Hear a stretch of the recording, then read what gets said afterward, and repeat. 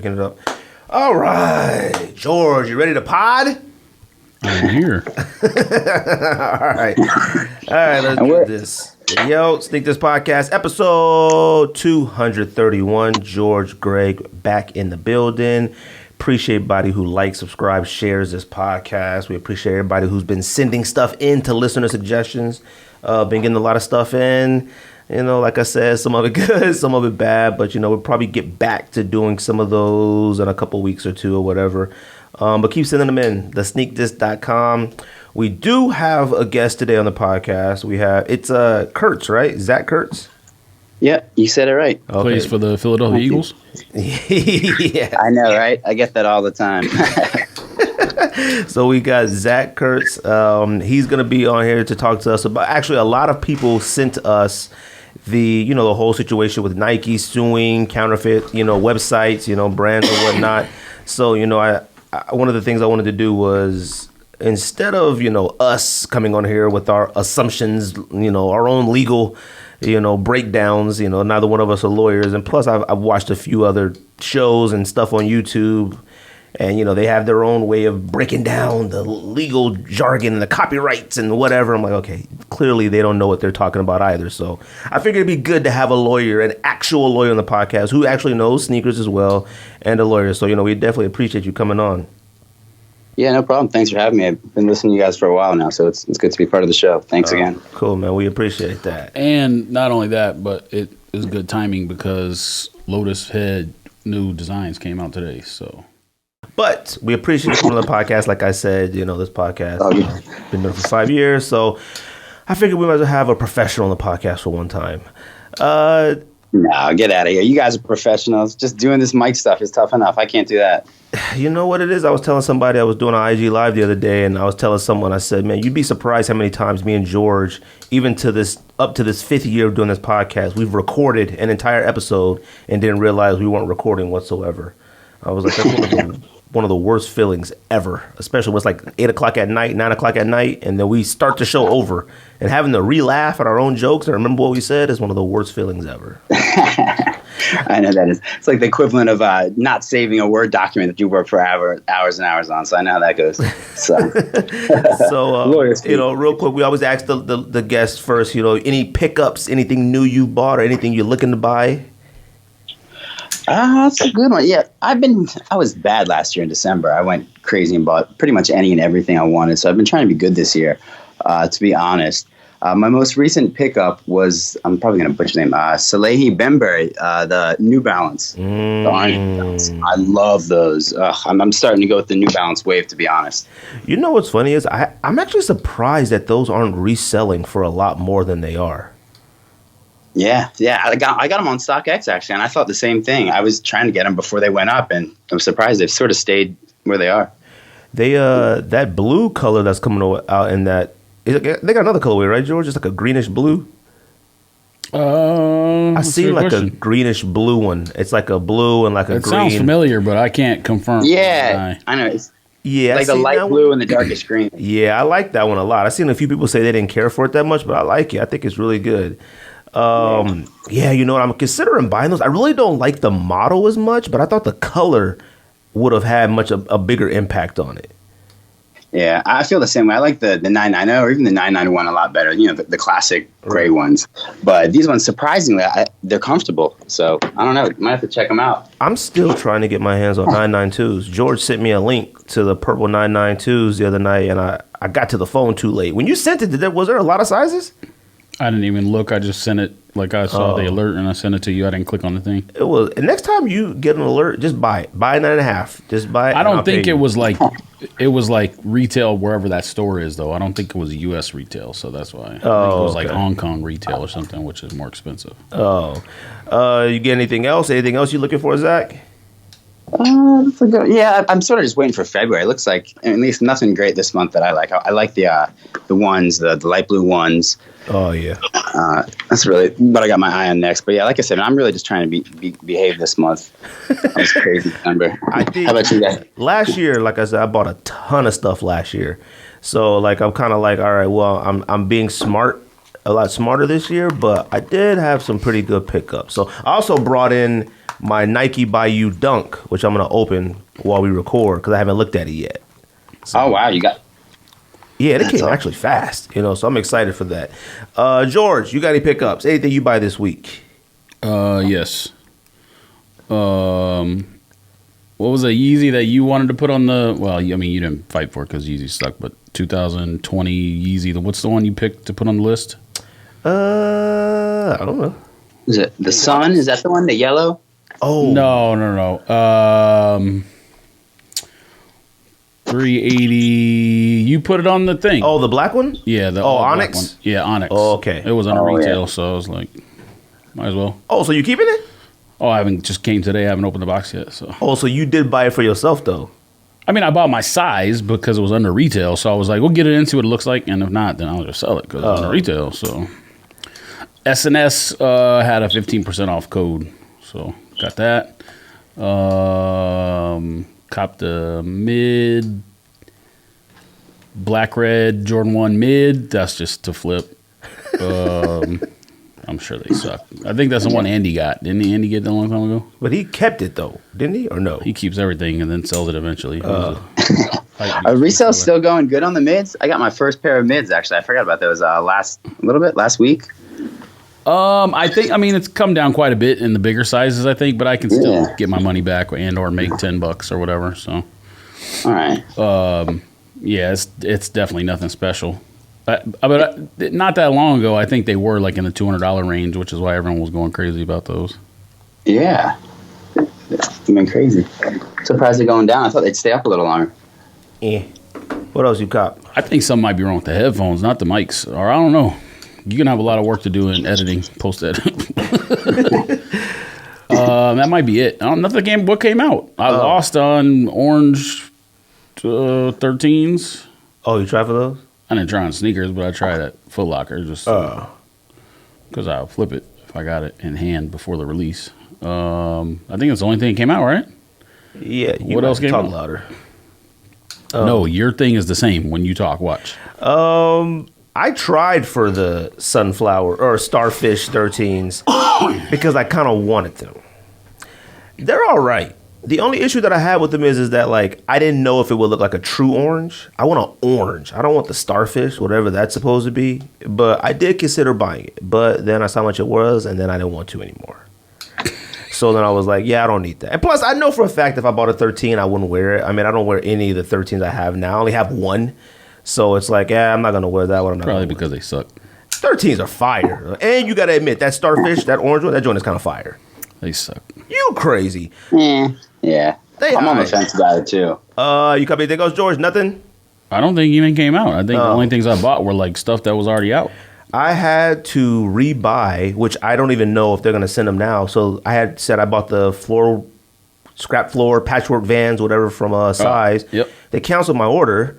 And then I was like, what the heck? So I went back to the website, and they still had the same sizes on there. So I just went and bought a size up. So I bought a 10, which a 10 will still fit me. But I don't know. See what happens. Like, I don't know if they just oversold those pairs when they had restocked them or what. But they still have sizes on there. So I don't know. See if that comes back in. I had to rebuy that. And then I did buy because I was talking to KURTZ and Tapes. And I was like, you know what? I want to buy...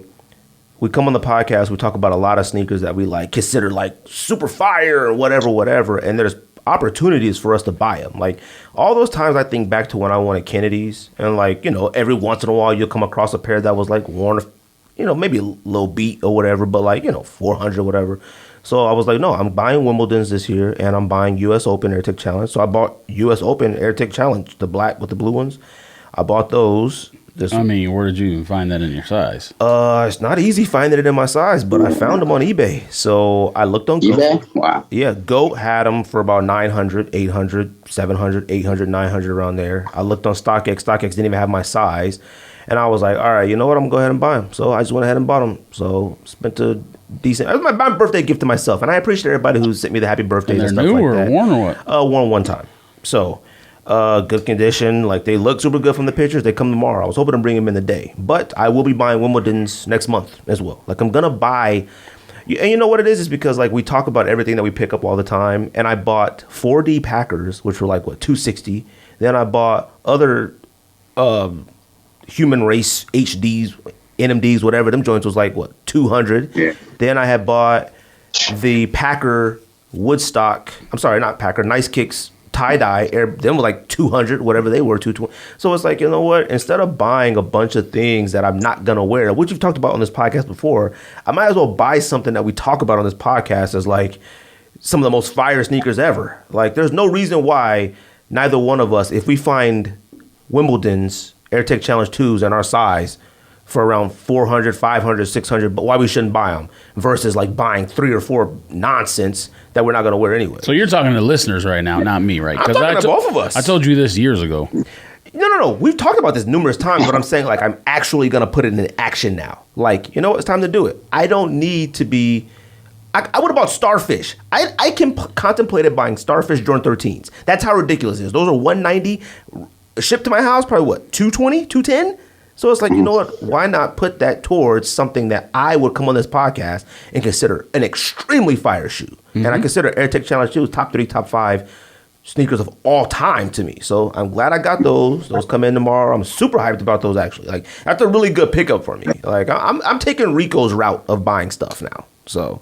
what? Say you're poor and then buy everything anyways? No, I am poor, and buy everything anyways. Oh, but, okay. So you are doing what Rico does then. Like Rico did last year. His top 10 buys of 2020 were all stuff that came out of the past. I mean, going back buying Ferris Bueller's, that's his favorite dunk of all time. If he found the price he's willing to pay, cool. AirTech Challenge, we talk about Wimbledon's, US Opens, all that stuff all the time. I told you this years ago. You're right, but have we put it into action? No, but I told you this years ago. You're right. So now you spend more money on shoes than I do. What? You crazy? And I sell probably 75, 80% of the stuff I buy. That's cool. But you buy more than me. So no, I don't. Yeah, you do. No, I don't. You bought more sneakers last year and kept more than I have this year. Kept more? No. I probably had about 12 shoes, maybe. 1 per month. I think I had 11. So I think you beat me. All right. But I did You bought like 10 Vans in 1 week. Yeah, I bought 10 Vans in 1 week that were probably what Vans did you buy? Which collab? The collab ones?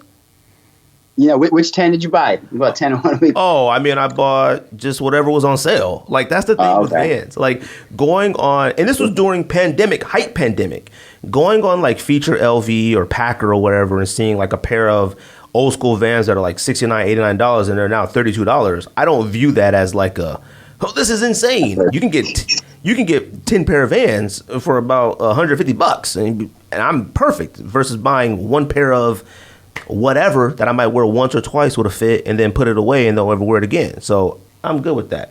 But I do have my Nike Bayou Dunk, which it's amazing how fast these came in. Like, I made these, 3 weeks ago? So these were made about 3 weeks ago, already got them. I haven't opened them yet because I said anything that I get that I feel is worth opening on the podcast, I'm going to start opening them on the podcast. So, well, I mean, I think you the answer is they pre-made all their shoes because, like you said, certain things were sold out. So, well, you think they pre-made this? There's no way they could have made that in 3 weeks or whatever. It depends on how many the cap was. Like, if they were only selling, 500 pairs in 3 weeks, they might be able to make 500 pairs in 3 weeks. I don't know. All those factories out there are making stuff for every manufacturer, and Nike makes stuff 9 months in advance. So, I mean, I don't know how they would be able to predict what I would want to create. But well, like you said, there's only a finite number of combinations, and they're going to make stacks of the most popular ones. Yeah, but I don't know if they made stacks of this one. Like all yellow, all white, all black, all red maybe. I feel like those are probably pre-made into some aspect. Anyways, so I haven't opened it yet. I haven't looked at it yet. I'm excited to look at it. Actually, matter of fact, when you open it up, look at the production date on it. There's a tag in there. Let's see. All right, we'll take them. Joints might have been made last year for all we know, and they were just like, we're just going to keep this in the tuck until... And they had it in the chamber. All right, so this is good. Okay. Ooh, go ahead and indulge in that. Zach, you're going to have to look at the YouTube video to see. Yeah, let's see this. Did you try to make a pair, Zach? No, I wanted to. I was surprised they sold out that quick. I heard about it, and then I sat and slept on it. And I to be honest, I probably would have just messed around with it and not even purchased it anyway. It didn't matter. There were so many errors that even if you tried, you might not have got it. Yeah, I figured. Yeah, that's why. I mean, hey, you could have been lucky. I got it. Ooh, George, these is fire. These are fire. The date on the inside says 1/4/21. I don't know if that means like they just printed all the tags with that, and who knows? Who knows, man? There's no way. There's no way they made these that quick. George, yeah, or maybe they made the pieces of it, or at least the different pieces of the shoe and put it all together. But you're right. There's no way. What's the maybe the final stage of. Oh yeah, all the pieces were 15 days. Yeah, That's definitely. crazy. All the pieces were definitely put together. I'm sure they made whatever toe box they already made, like 1,000 maroon toe box, 1,000 gray, whatever. But these are fire. I'm not gonna lie to you. I'm very pleased with what I made. These are dope. Okay, so this is the suede swoosh then? Yeah. Even though it doesn't look like suede. Oh no, I got the leather swoosh. I got the pebbled swoosh. I think. Oh, that's sick. And then for retail too, right? Say what? That's the best part. For retail too. That's the best part. For retail, it's It's This is the only. Actually, besides when I don't know if it's what I expected or better than what I expected in terms of materials. I think it's actually better in material wise what I expected, but I mean it's sufficient if that makes any sense. It's how's my design, George? How would you rate my design? Good. 1 to 10. 1 to 10, George. I think it's pretty good. I actually think this is pretty good. Well, you can't give a 10 out because then you never can see anything better ever again. So I'm going to say 9.9? 7.7, 7.4, something like that. Somewhere in that range. Dang, you can call me Gregory Abloh, B. That's high, yeah. That's high for George. I didn't expect that. Fear of Greg. No, it's good. It's like tricolor. Fear of Greg, man. If you don't. Well, actually, you can be now because man's left and went to Adidas, so you could be a Nike man. Yo, if Nike sees these and say, you know what, that was the greatest dunk creation we've ever seen, can you come work for us? I do it. Nike has seen them since they made them. Nah, B, they ain't seen them like this. I think that's why they rushed this one. They said, this one is way too fire. He got to put this on social media ASAP. You got to get this on the podcast quick. These is fire.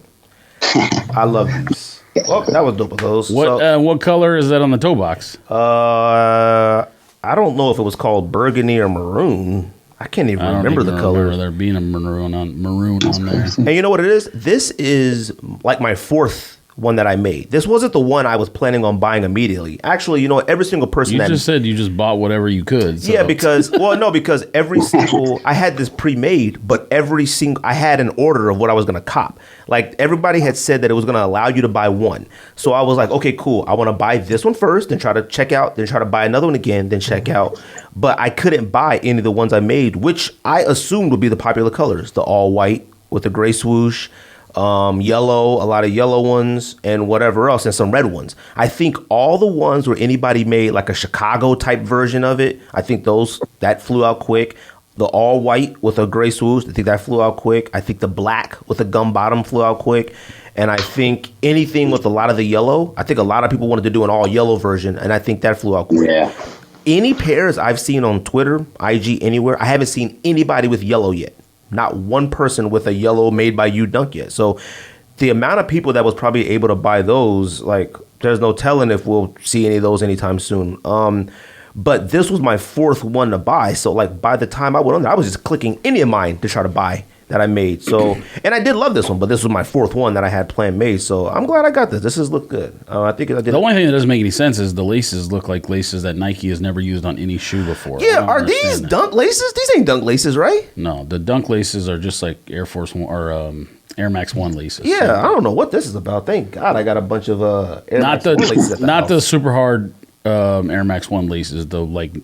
So although I'm not people might be thinking about the green pair and the orange pair that just came out. They only came with one lace, and it was like that super shiny garbage, like super rough lace. I'm not talking about that one. I'm talking about like the standard white Nike lace. And I'm not mad at these laces. Like, they cool. Like, I think this is going to be like a everyday kind of wear shoe. Like, I don't think I got like some plan for these, but I had planned on having about 4 or 5 pairs of them. So I actually planned on having about 12 or 13 pairs and just taking them back if they sucked. So I was just going to buy as many as I could possibly make and send them joints back. But I do like those, so shout out to those, man. I appreciate it.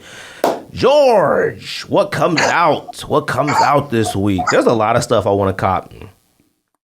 Women's Jordan 4 Starfish. I like it. I mean, I think it's difficult not to like it because it's a black cement forward with the like a little bit of alteration. Maybe it kind of looks aged or whatever. I mean, you think it looks like a cement 4? We haven't seen it in person yet, so who really knows? But I mean, you think that looks like a cement 4? Isn't that the point? Oh, I don't know. It looks like shiny material. Like I remember when the pictures first came out for no one's seen it. Well, I shouldn't say no one's seen it in person. We haven't seen it in person yet. But I wonder if Don's seen it in person yet. But I remember when the pictures first came out, they called it something else. Bread 4, like a rough cut bread 4. They called it something else. Looks like canvas or something. Yeah, and I think they were, and I didn't know it was going to be women's. So, what's the size? Do they go up to your size in women's ever? Size 12 is well, some do, but size 12 is the biggest size in this one. At least that Nike has. Oh, okay. Women's size 12, which is a 10.5. I want to see it in hand. I might try for it. I don't know. I don't wear my breads, but those are weird. Notre Dunk or however you pronounce the name. I know Rico pronounces it somewhat weird way. Notre Dunk had 2 colorways. One is on sneakers. One is exclusive to Notre, I believe. I mean, Notre will sell both of them, obviously, but one of them is exclusive to them. I think it's the brown one. But both those come out. The Street Hawker SB comes out. That did an early release today on sneakers. I did not have access. Wait, I didn't know that either. Did you like any? You like the SB Street Hawkers, Zach? Yeah, I like the Street Hawkers. I really like the Noters, to be honest. Yeah, what is that weird color? The brown ones. It almost reminds me of, and we're gonna talk about it later. All these the custom shoes because it has that weird handshake on the Nike check on the inside. I like it though. I hate that handshake. I do not like that on anything. On the Vans, I guess it's okay. Like the medial side or whatever it's called of the shoe? Like with the back with the swoosh, like cuts the corner. It's like a handshake. No, I didn't even notice that. Yeah, it's like the other side of the swoosh is shaking hand with the other side of the swoosh. That's what it's about. Yeah, it's growing on me. I sort of like it. I didn't like it at first, but you're... I think I like the brown one, I guess. The blue one looks like it's... Like the medial side is the inside. The blue one looks like it's like a denim color, even though it's not denim, I don't think. But that light blue, I am not a fan of it. And I thought that was supposed to be friends and family, because I saw like Don C and a bunch of people posting it. So who? Don C. No, I mean like, oh, sorry. Which one? The blue one. I thought that was only going to be friends and family. No, that's the one that's on sneakers. Oh, really? Oh, okay. I haven't even looked on there. Unless there's a third blue one you're talking about, like a third colorway. No, I think I just assumed, since like a bunch of celebrities was posting it early, I think I just assumed it was friends and family. I don't think I had seen the blue one. Oh, okay. It might have been another blue one maybe, because I feel like it was all blue. But I'm okay with it. I feel like it has a Reese Forbes SB type vibe to it a little bit, but I don't know. I just can't get highs yet. I just don't feel like I could get highs yet. Like I'm not in the dunk highs yet. I guess you can't zoom in on sneakers to see the... It's kind of hard to tell with the black pair or with the blue pair because the swoosh is black, but... So the shaking hands is like back near the back of the shoe? Yeah. Yeah. It's like on the side or something. Can't even tell.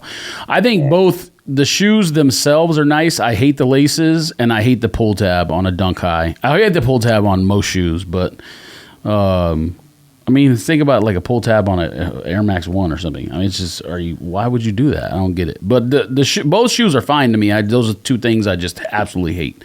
I think I would cut the pull tab off if I had them, and I definitely would change the laces because both laces on these suck. I totally. This blue one looks a lot better than I thought it did. Red and white laces. What color laces do the blue ones have?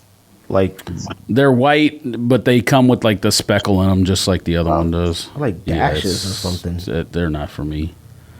What else come out? The brown one comes with like the same light-ish color, like bone or whatever, and then like red is sprinkled in. So Street Hawkers already came out then, right? Because Tapes already has his like skate they came shops out already of skate dropped shops. them. It's always like that. You like those? Skate shops come out first. I can live without them. I'm gonna try to get them because I'm gonna try to flip them because that's what I do. But but no, if I got it, I wouldn't wear it. No, it's not for me, fam. Listen, it doesn't suck, but it is tacky. You want to talk about tacky. And obviously, it should be called Nike Tacky. It should be not Nike SB. I think you know what it is? I think it reminds me of a what the. Like, it kind of has a what the feeling to it, you know? So I don't really mind it that much. I'm not a fan of it because, like, I think it has, like, different texture elements on it, which I don't really care for. I feel like some of the areas should have had solid colors versus what it does. And I get that. I think it's supposed to, like, street cart or street food in Japan or something like that. It has some type of meaning. That's what a street hawker is. Hawk the food on the streets. I will say though, when I saw like the little post about what each colorway and stuff is, it made me a little not annoyed, but I was like, okay. Like the yellow sole is supposed to be the cooking grease, and I was like, okay. Like, fam, I mean, you sat here and talked about how I like those. You sat here and talked about how the Thanksgiving shoe, the whole pack was fire, and now you complaining about the grease? No. The entire pack, the build, the theatrics of the turducken of concepts is cool. But I didn't see like an arrow pointing to the sole saying, oh, this is the color of yams. That's the color of cranberry sauce. I didn't see any of that, all right? That's whack. But pointing an arrow saying like, oh, that's the lettuce on the I don't like that. Now, I didn't see that, but I'm saying that's what that poster represented. So listen, even we talked about, or maybe we didn't talk about it on here, but like some people I guess got the impression that I think like because we put Ben and Jerry's and stuff like that on Overrated, the shoe sucks. No, all those Nike SBs are nice. Even what's the pink one? You said you saw it in the store when you did that thing and it was actually nice. The velour shoe, Stay in Strange Loves. So all these SBs are nice. It doesn't just because we put something on Overrated doesn't mean it sucks. It's not for me personally. I would never wear that Chunky Dunky unless I got it for retail and it had no resale value. Like that's the only way I would wear it because to me it is what it is. It's $100 or $110 shoe that like you skate it. Like that's the point. Like that what you got right there is like that's obviously like the basketball or lifestyle version of a Nike Dunk. But to me that's like you skate that shoe. You know what I mean? Like so I would I wouldn't pay $1,500 for a shoe and then wear it anyways. But like my example is Chunky Dunkies don't suck because it's still wearable. It's just tacky and it's not like to me, you can't justify paying over retail for that shoe and then wearing it. Yeah, it's more of like an art or like a flex. I feel. Yeah, it's absolutely an art piece. Yeah, it is. Yeah. But like, or a flex in a way. Who else? Like you said, who else is going to wear a $1,200 shoe every single day or to skate in? People do it, but I view that as like just being more on a responsible end. Like I feel like I consciously wouldn't feel responsible. We talked about it numerous times on this podcast. I wouldn't feel responsible if I bought I got a Chunky Dunky for retail and it sells for thousands. I would just be fiscally irresponsible no matter how much money I feel like if I'm rich maybe. But I feel like I would be fiscally irresponsible. Now you sound like my girlfriend, man. I see how it is. Yeah, but now if you give me a Chunky Dunky and it sells for $500 and it was $110, I keep it. Like I keep it. Oh yeah, that's a $1,000 difference, sure. Yeah, but I'm saying like even for a dunk to be $110 and sell for $500, I feel like that is a lot of money for a dunk. Even SP dunk, sportswear dunk. Well, we would have said that a year ago or 2 years ago, but it's different now. Everything's changed completely. I mean, things come out. Street hawkers are $700-800 right now. They're that high? Jeez, really? God. Wow. You trying to get those, Zach? I mean, I like them. I like the story behind all the Nike Dunks. In general, but like you said, I wouldn't wear these. I think it's weird with the, this is lettuce and this is that and this is the grease, and I agree with you there. So if I'll definitely try them, but if I get them, I'll flip them for sure. What else, George? This says the Chinese New Year Dunk Low comes out, but I'm assuming that's in China because it's not here in the States. Is that the fireworks one? Mm-hmm. Oh, firecracker. Okay. I don't know. I think that's overseas. Yeah, I'm assuming the whole pack comes out there, but this says Dunk Low. You like those? I like it better than like the Street Hawker. Oh no. Street Hawkers are better than those. Are these the fives? The five lows you're talking about? No, there's a dunk. Sportswear dunk is called. It's called Firecracker. It's part of the same pack, but it's okay. the dunk. Yeah, I've never seen a picture of that now. I think this is the. I'm looking on GOAT, and I think they list stuff that comes out around the world when they do their release days. So I'm assuming, like I said, it's in China. But I would wear it over. Like if you said you can have this shoe for $100 or this shoe for $100, and you pick one to wear, I would pick Firecracker over the Street Hawker. Yeah. Oh, no, to wear. No way. Yeah, absolutely. No way. Really? I wouldn't pay resale for either one. But if you said wear one of these you can have a retail and wear it, it would be Firecracker. I feel like the Firecracker one looks like for kids. Like it looks like a kiddie shoe. I mean, both of them technically look like it's tacky versus tacky. One is less tacky to me. One looks like my pajamas my kids wear. Like the Firecracker one looks like kid pajamas. Like it looks. I mean, this shoe looks like the stuff that we used to make fun of with like those Kobe pizzas and stuff. Like, I mean, there's one shoe that's better in the Firecracker pack. The Firecracker, the Street Hawker. That's how pack. most what the shoes are. Yeah, but that's why I said like I look at it as a what the thing. Like I don't, Yeah, what the lettuce and what the grease. Yes. What else come out? Air Max 1 leather obsidian. I definitely want that one. All these shoes come out on sneakers on the same day, so it's going to be impossible to try to win multiple things. But yeah, Air Max 1 leather obsidian. I'm definitely copping that. I'm going to try on sneakers. If not, then oh well. But I feel like I'm supposed to since I'm a Cowboys fan, but. Leather Air Max 1s are growing on me. I will say that. But I just cannot get with a leather Air Force 1. It has never throughout any time an Air Max 1. Buy it and then take it back if it sucks or sell it or whatever. I guess. You open the box, you'll change your mind. I don't think I'll get it and think it sucks enough for me to like send it back. Like I own a lot of stuff I think is eyed enough for me to keep. Like it's the Air Max 1. Like okay. And I also hate the fact that I feel like I should buy it because it's close to Cowboy colors. Like I'm not trying to make a Cowboys costume when I watch the team lose every week. Like I just, You're more of an Air Max 1 guy than I am. I think you have a lot more Air Max 1s than I do. Like I think that's like it's a basic shoe. Yeah. Oh, I mean I don't know what it means. It's basic, but like I think you need like every. You can wear literally that shoe with just about anything. Debatable. No, it's not debatable. Cowboys gear. What else? I mean, the fact that you thinking only Cowboys with that shoe. That's the only thing I can think of when I look at that shoe. Fam. That's the only thing I can think of. Yeezy Boost 700 Sun. Copped. Zach, you copping? I like it. I'm going to, especially because the price decreased. I don't know if I'll keep them, but they look like just the Wave Runners to me, but yellow. And I love the Wave Runners. Well, yeah, I mean, that's what they are. If Wave Runner was $240, I would have kept a Wave Runner. Yeah, exactly. Assuming it wasn't reselling for $800 when I first sold it or whatever. But. These ones, when I saw actual in-hand pictures of these, I was like, these are extreme fire. All right. Now, this is my resurgence back year of buying Yeezy, so I do have a few on my list that are upcoming that I do think are fire. But this Sun one at $240, which I'm hoping that there's a pretty generous amount of Yeezys. I mean, this one, I haven't bought any in so long that like I feel like anybody who's wanted a Yeezy as of last year, they've been able to get it. Like I felt like on this podcast, any ones that you tried or Andy tried, it was rare for you guys to say I didn't get it.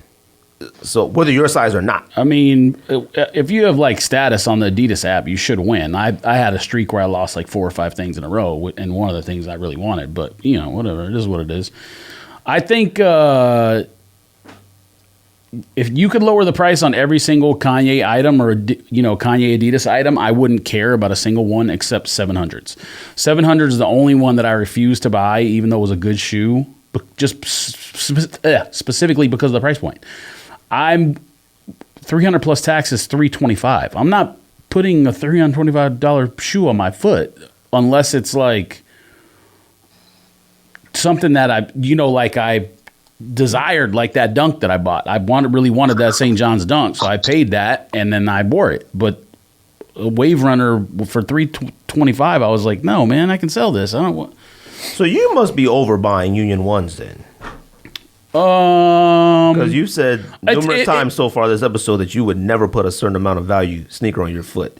You said 1,500 and a Union One. No. I think that's a little bit different. Union One, I concede. Number one, it's been out for enough years where you can justify the price. When the Union One came out, it was $600. Some of these dunks are coming out that really have no meaning except to that artist, and they're $1,200-$1,500 shoes immediately. So I think that's the difference. One, if I would have thought about it, I would have bought a Union One when it was $650 instead.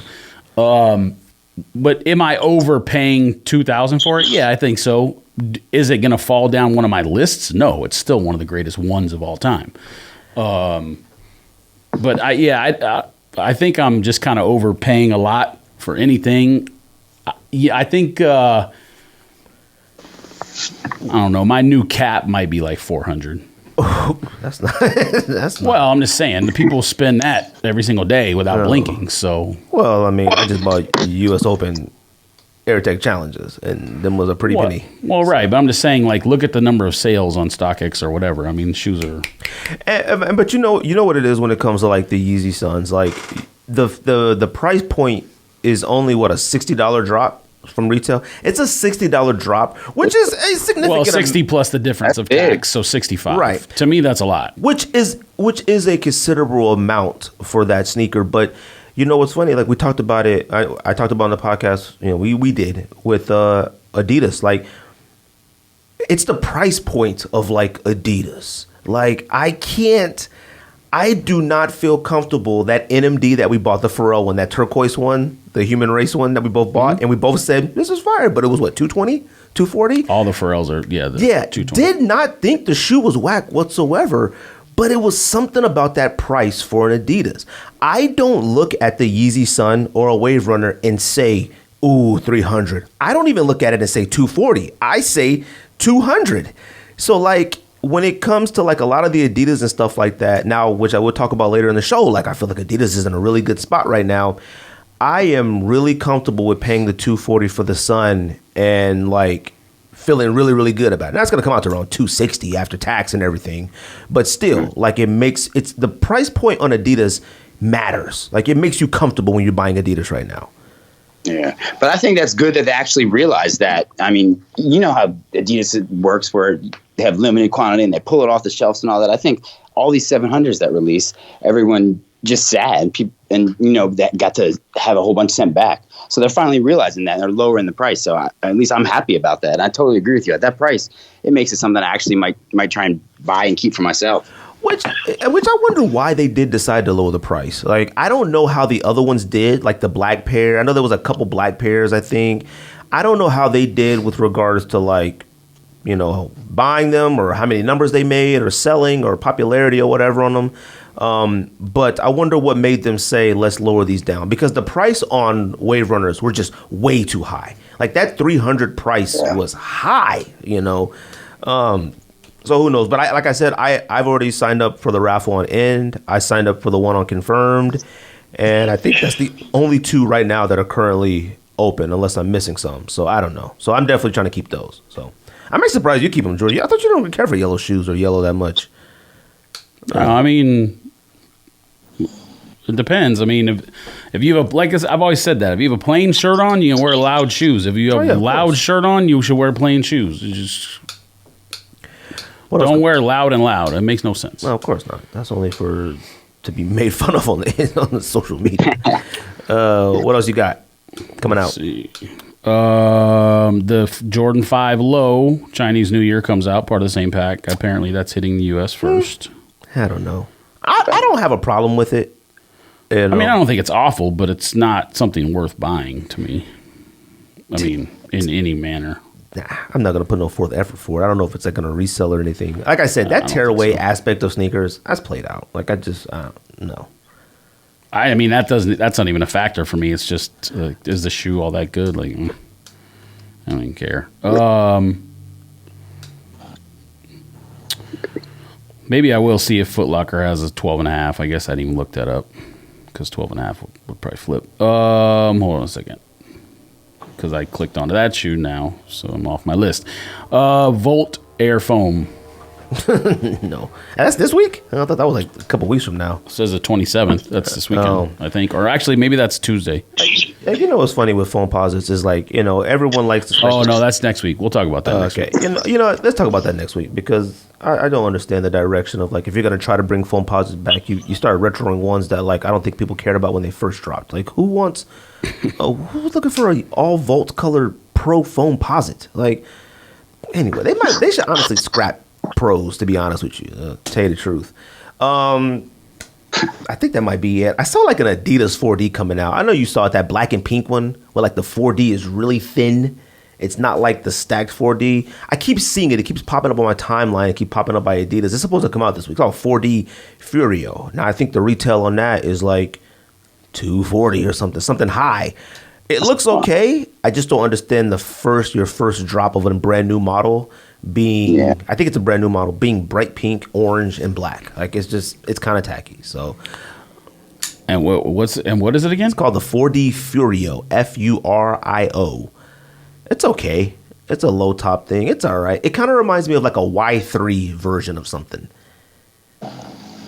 Yeah, I can see that. Have you seen it? I got a couple pairs of the 4D ones. I like them. It's just they're so heavy. I'm a big fan of technology and innovation and all that. I didn't expect it to be that heavy. Like when it comes to the 4Ds, like I have a couple pairs as well, and I just like them because when they were super high to get, like they were super rare or like only a select few people could get them, everybody wanted them. So it was like we thought they were dope. Now that they're available, I'm like, oh, okay, cool, I'll take them. Do I think they're comfortable? Absolutely not. I don't think they're uncomfortable, but there's still nothing going to be like a regular Boost sole. Yeah. I can't find the one you're talking about. Oh. George, I don't know if you had pre-ordered, Zach, the AOD, the Emmeline Dior New Balances. I'm not sure if you're familiar with it, but they sent an update. They sent an update today on it, right? Today. So it was the one that you pre-ordered when? I mean, shit. I can't even remember. June? It was like June, right? Let me see. I think you had pre-ordered. Everybody had pre-ordered them, but didn't understand that it was like a pre-order that was going to take, 6 months, 8 months, 10 months? I certainly didn't understand that. We talked about that. August. Okay. Yeah. That's kind of pre-order standish, whatever. It was just that nobody was fully understanding of that it's going to be a pre-order. So what they sent the update is going to come when? They're supposed to be shipping in March. Oh, okay. I'll tell you the truth. Listen, I honestly thought they forgot about you guys. I thought like, those ain't coming. Well, I mean, if it was like 5 people, sure, but I'm sure they sold a couple thousand of them or whatever. I don't think they're going to think about it. I thought they would just refund y'all. Like, you know what? We forgot. Yes. I mean, that wouldn't surprise me. I don't understand. Okay, I don't understand from the very beginning, because it says in the email they're planning on doing a public release too. Why don't you just wait till you made all the shoes? I don't understand that either. It makes no sense. I mean, did they need money? The only thing I can think of is they needed money because their business was running. I mean, it's COVID. I get it. A lot of small businesses are not doing well. And that was in August, so obviously they had plenty of time to like think up like things to resolve COVID issues. But outside of that, what other, because you took the money then. It wasn't like PS5s with like Best Buy or whatever where you pre-ordered it and then they take the money when you get the PS5. They took the money a long time ago. So the only thing I can think of is like that, financially they were struggling and they needed the money to keep the business going to do their other stuff. And then once they sold their next collection, then they were like, all right, we're good. Oh, maybe. I didn't even think about it. Did you get both pink and the green? No, I only won one. Which, I got green. So what it was, and just to refresh everybody's memories, it was like you signed up to be in the raffle, right? If you were a customer with them before or had an account online, they sent this thing that said, technically it's a raffle, but you can reserve your slot, and if that's right, you can only get one. So I don't know if some people put both on the same order and got both, or just submitted 2 separate orders. But I know some people got both. Yeah. Right. When I got the email, I was gonna do it, but I just didn't want to pay for it at the time. I don't know what it was. I just was like, I don't feel like paying for this. But I mean, I guess I'm not gonna say I'm glad I didn't, because I think the shoe is fire. The pink and the green, both of them are absolute fire. But when I saw the update today talking about a wider release, I thought like the raffle was for some to get it now and the rest pre-order. Right. Like, I didn't know it was like, I mean, if I waited this long to get my pre-order pair and y'all about to make a wider release, that's asinine. Like, I'd be annoyed. Like, because when they do the wider release, I'm trying for those. Them joints is fire. Like, I might get mine the same time as you. I think that's in May. Supposedly. Oh, okay. So it's like, you know what? I mean, I might as well wait for them. And I don't know anybody who ordered them who were legit excited for them. Like, oh, I need these. I think that's because it's like unicorn at this point. It doesn't exist until someone actually gets it. See, wasn't there some on GOAT and stuff like that? I feel like I thought I saw a few. What are the 1300s? I don't see how. Oh, they're really? They're not made. Oh, okay. See, I mean, thought like that was like a couple on there. That picture is either a rendering or a early sample. So I mean, both of them joints are fire. The green and pink. I think the green might be better. Hopefully, it's not like Kith filtered, because they look extremely vibrant. Which on a New Balance right now, suede, just like the one that you said you copped, Zach.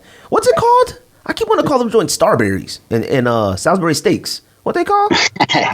I'm probably going to butcher his name. Salehi Bembury? Salehi Bembury, that's right. Yeah, he's the head designer for the head creative for, not Dior, one of the fashion houses. Oh, I think you had said that. I think you said it was Dior, I thought. No, Dior is Kim Jones, I think. Oh, okay.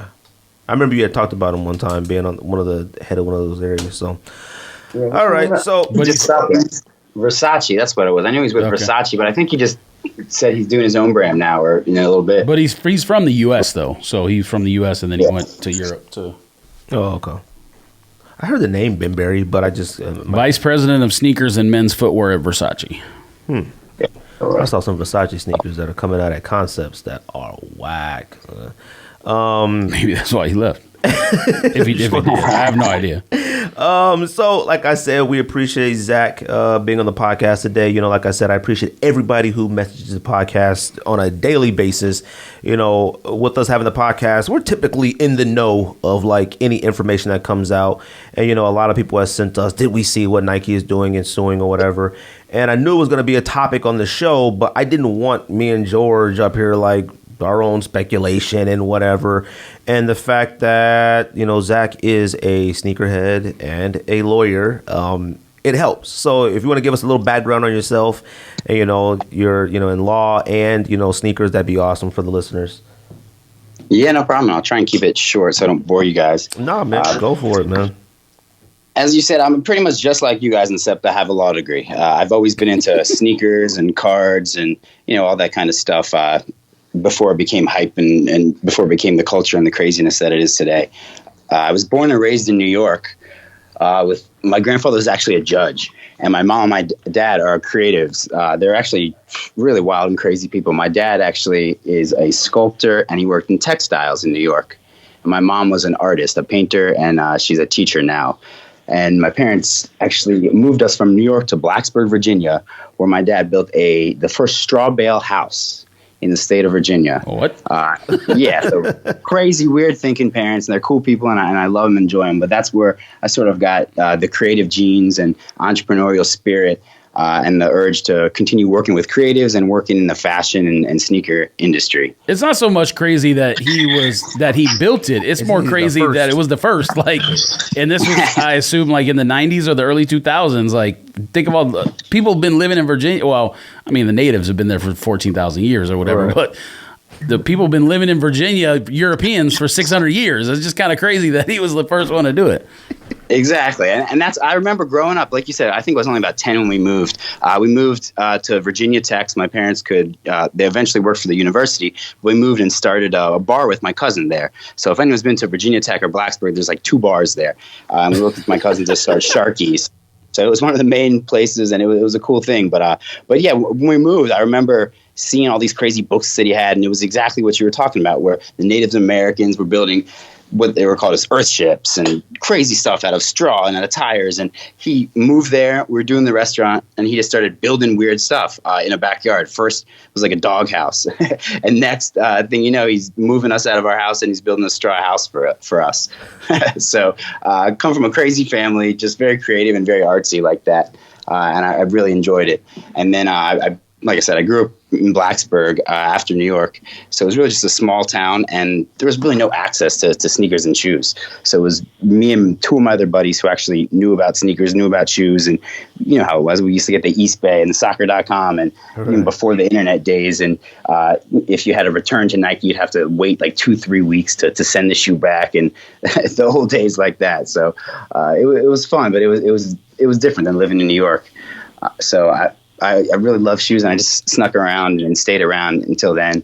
And eventually I went to law school, and I knew I wanted to combine my passion for sports and sneakers and everything with the law. And I really just got really active in sports law and entertainment law. And it was a great experience, and I've met a whole bunch of great mentors along the way. And they all told me, I said, hey, I want to work for these big brands. I want to be an attorney for Nike. I want to work for, the New York Jets, all my favorite teams. And they said, no one really cares right after law school. Go out and get experience. And that's really what I've been doing for the past, I guess it's been 7 years now. It's crazy how time flies. So it's been about 7 or 8 years that I've been practicing law. I originally came out and I started my own firm. And it was the KURTZ law firm. And it was just a whole bunch of my friends. Okay. I mean, I obviously know that you started your own law firm. I saw it and stuff like that, but that doesn't sound like go out there and gain experience, like start your own law firm. Yeah. Well, exactly. Yeah. So, sorry, I'll weave around the story. So, exactly. They said, go out and get experience. So I was applying a million places, and you know how it is nowadays. Everyone wants instant gratification, right? Especially at school, they want to apply, they want to get the job, they want to get their dream right after, as soon as they can. They don't want to work for it. And I thought I would be no different. So I was applying and thought I'd get these jobs at Nike and all these places, and it was. It was humbling, and some of them I got interviews and I didn't get. Some of them I even got offers, but it was just me grinding and doing that and just applying. And I was fortunate enough to get a bunch of jobs working in-house. Some of them doing internships, some of them actually working as a real attorney, after the first year of an internship. But it was in the sports and entertainment industry and a whole bunch of tech companies with NFLPA. I'm not going to name drop, but just a lot of big tech companies. And it was just great experience. And I was doing everything that my mentor told me, just getting experience doing any and everything, from employment law to data privacy law to contracts to intellectual property, and just getting my feet wet doing everything. All in all, at the same time, I had my own firm. And like I said, it started with literally me doing my grandma's will and her little friends that she referred me to. And then my buddy in high school started his own brand. And I was doing the contracts for him and the intellectual property there. And then the next thing you know, he referred me to someone, and I actually got a sneaker case. And it was a trademark infringement case. And I can't even say the actual shoe or the company for confidentiality reasons, but it was one of the big ones.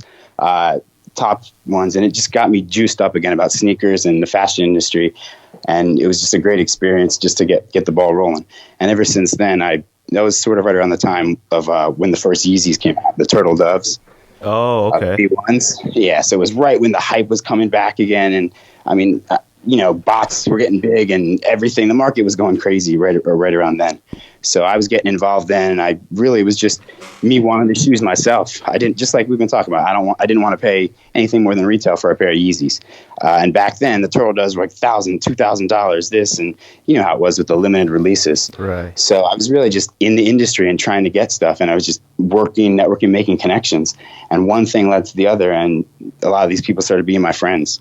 And then, like I said, for the past 2 years, one thing led to the next, and I got known as the sneaker attorney. And my law firm now, I changed the name to the Sneaker Law Firm, because almost all my clients, 80-90% of my clients, are in the sneaker industry, in one end or the other, from tech people in the industry, or actually influencers, or one end of the industry. So it's a little bit of branding and marketing on my plate, but it's interesting and it's fun, and I really liked it just because I'm doing what I love, and that's really what it's all about, as you guys know. Yeah, I think that, I mean, you made a few good points, about like the gaining of experience. And, a lot of times, a lot of sneakerheads that we know through social media, a lot of sneakerheads we know personally, and including ourselves, a lot of people forget that like we have outside lives besides, social media and the podcast, etc. And, being a professional, and I feel like it's good that we get to talk to somebody who knows sneakers, who's in like sneakers, like business wise, and understand that. Like you said, everyone has that instant gratification, of stuff. And I've talked about it the other day with a few people. They would ask me about like starting a podcast, starting a show, and they're like, "Oh, how do you, I tried it out, and it didn't take off like I wanted." And I was like, "Well, you only did 4 episodes. Like, the stuff doesn't just happen just like that. I was like, it hasn't even happened for us yet, like that. So it's like, it's a continuation of working and understanding that. So, do you work primarily out of New York or? Exactly. Well, I'm licensed in New York and Virginia. Oh, okay. But I'm located in D.C. I was listening to you right around Arlington area, Maryland, D.C., Virginia. Oh, okay. Yeah. So like, one thing I wanted to make sure that we touched on was, I mean, I know you've seen today, I don't know if you've seen it yet, but Warren Lotas's new, sneaker that's coming out. Yeah. Oh, okay. Yep. Oh, okay. I don't know if you were there. Now you can hear me. So, I definitely want to bring that up at some point. But like real quick, if you can like kind of break down the whole situation with Nike, Converse, the lawsuits of like, I guess, suing counterfeit websites, social media accounts or whatever. Like, how does that work out? Like, how does that really break down legally? Yeah. So I guess, like you said, there's a way just that people speak about it, and they refer to it as, Nike sued this person, or Nike sued these social media accounts for fake shoes, counterfeits. Right. And then, the legal way they talk about it, counterfeit and fake are broken down into, there's millions of different areas of law, but they're broken down mainly into intellectual property. And that consists of a bunch of different areas, but the ones that are applicable to sneakers are really trademarks, copyright, patents, and trade dress. And that's how all these different lawsuits come about. Essentially, it's really, like I said, everyone in the sneaker industry says, oh, those are counterfeits, those are fake. Warren Lotas has, fake Nikes, this and that. But what they actually sued for was trademark infringement, trade dress infringement. And those are all really different areas of intellectual property. And to be honest, it's confusing and complex, and not to advertise for lawyers, but that's why you have lawyers handle this stuff, because they're all different, and it's really complex, and they're really important. Because as you see, in the past 2 or 3 years, the line between what's fake and, what's real and what Nike allows and what actually constitutes a fake is really been gray. And it's really tough for people to know what they could do out there, especially for custom shoe people. So that's why I think Warren Lotas and all those kind of cases are important, just because in the past 2 years, it's been crazy. There's been a lot of copies and a lot of Air Jordan 1s and Dunks and Air Force 1s and a lot of custom shoes that people clearly are saying, hey, those are, ripoffs, those are counters. Okay, so before we touch on those then, so like just from what the beginning of like, whatever Nike, Converse suing the website, social media accounts, etc. Like one thing that I found, and I don't want to say weird, was, we've been in the sneakers, forever, you know what I mean? And fake sneakers, replicas, counterfeits, whatever you want to call them, they've been in a staple in the sneaker community since, day one, you know what I mean? So we always used to wonder, actually I wonder, like, why now would a Nike or Converse or anybody be taking such strong action against these sites, now? Yeah, and that's a good question. And I think it's because it's based on all those intellectual property rights that I'm talking about. For example, the main suit, the Nike suit that we're talking about, the Warren Lotas suit, all those are trademark or trade dress related to trademarks. And trademarks are brands, logos, expressions, phrases, that kind of stuff. And in regards to intellectual property, if you don't actually enforce your rights that you have for them, you lose them. And then that's what the whole picture comes down to. It's really a brand strategy. Just like we talk about, hey, why did they go after Warren Lotas and why didn't they go after this guy? He's making the exact same SB, except it doesn't have, the Jason face on it. It has this. And that's really all about the brands. They choose how to enforce and what to enforce. And I think in the case of Warren Lotas, what he did was first he took the Jason dunk, and if he would have just done that one alone, he probably would have got away with it, right. Because it was sort of just a funny thing. You put it, the photoshopped on there. Next thing you know, 9 months later, he's actually making it. But what he did is he did 3 more shoes or 4 more shoes, and in that instance, it pissed Nike off, and they weren't iterations. They really weren't any different than the Nikes that he sold, and those were some of the top Nike dunks out there. So I think he kept doing it, and it was edging Nike on, and it almost forced them to lay their hand in and file a lawsuit. And at the same time, taking that to the next level with the Converse and the Nike going after all the social media accounts and all the websites, it's the same thing. It's just their brand strategy. They're saying that no matter who you are, we're going to go after you, and we're going to let you know that you can't sell fakes. And it's with the Nike and Converse one, a lot of the people, I think it was over 100, didn't even really know their name. It was a John Doe, or they had no clue how to access them or how to even serve them the actual complaint. So they're clearly not going to get to be able to enforce it against them. So a lot of it is really just a show, and it's something that these companies have been doing for a while. I know Adidas did a similar thing. I was looking this up. I think it was like 2006, 2017, where they sued a whole bunch of websites, and they got directed verdicts. But who are they going to enforce it against? They can't. They're probably not going to get an enforcement against China. So it's really just to show the industry that we take fakes seriously, and people shouldn't be doing this because you can get sued. So then, like in a situation like this, because I think I saw, what is it, like they want like 133 million in damages or something like that. Wow, yeah. So like saying for something like that, they're not expecting to get any of that type of money back, right? Yeah. So it's weird with trademark infringement. The reason why the number is so high is because if you could technically call it willful or wanton, which is if you could say that's done intentionally, then your damages, they're called treble damages. They multiply by 3. So if you could say, hey, this guy.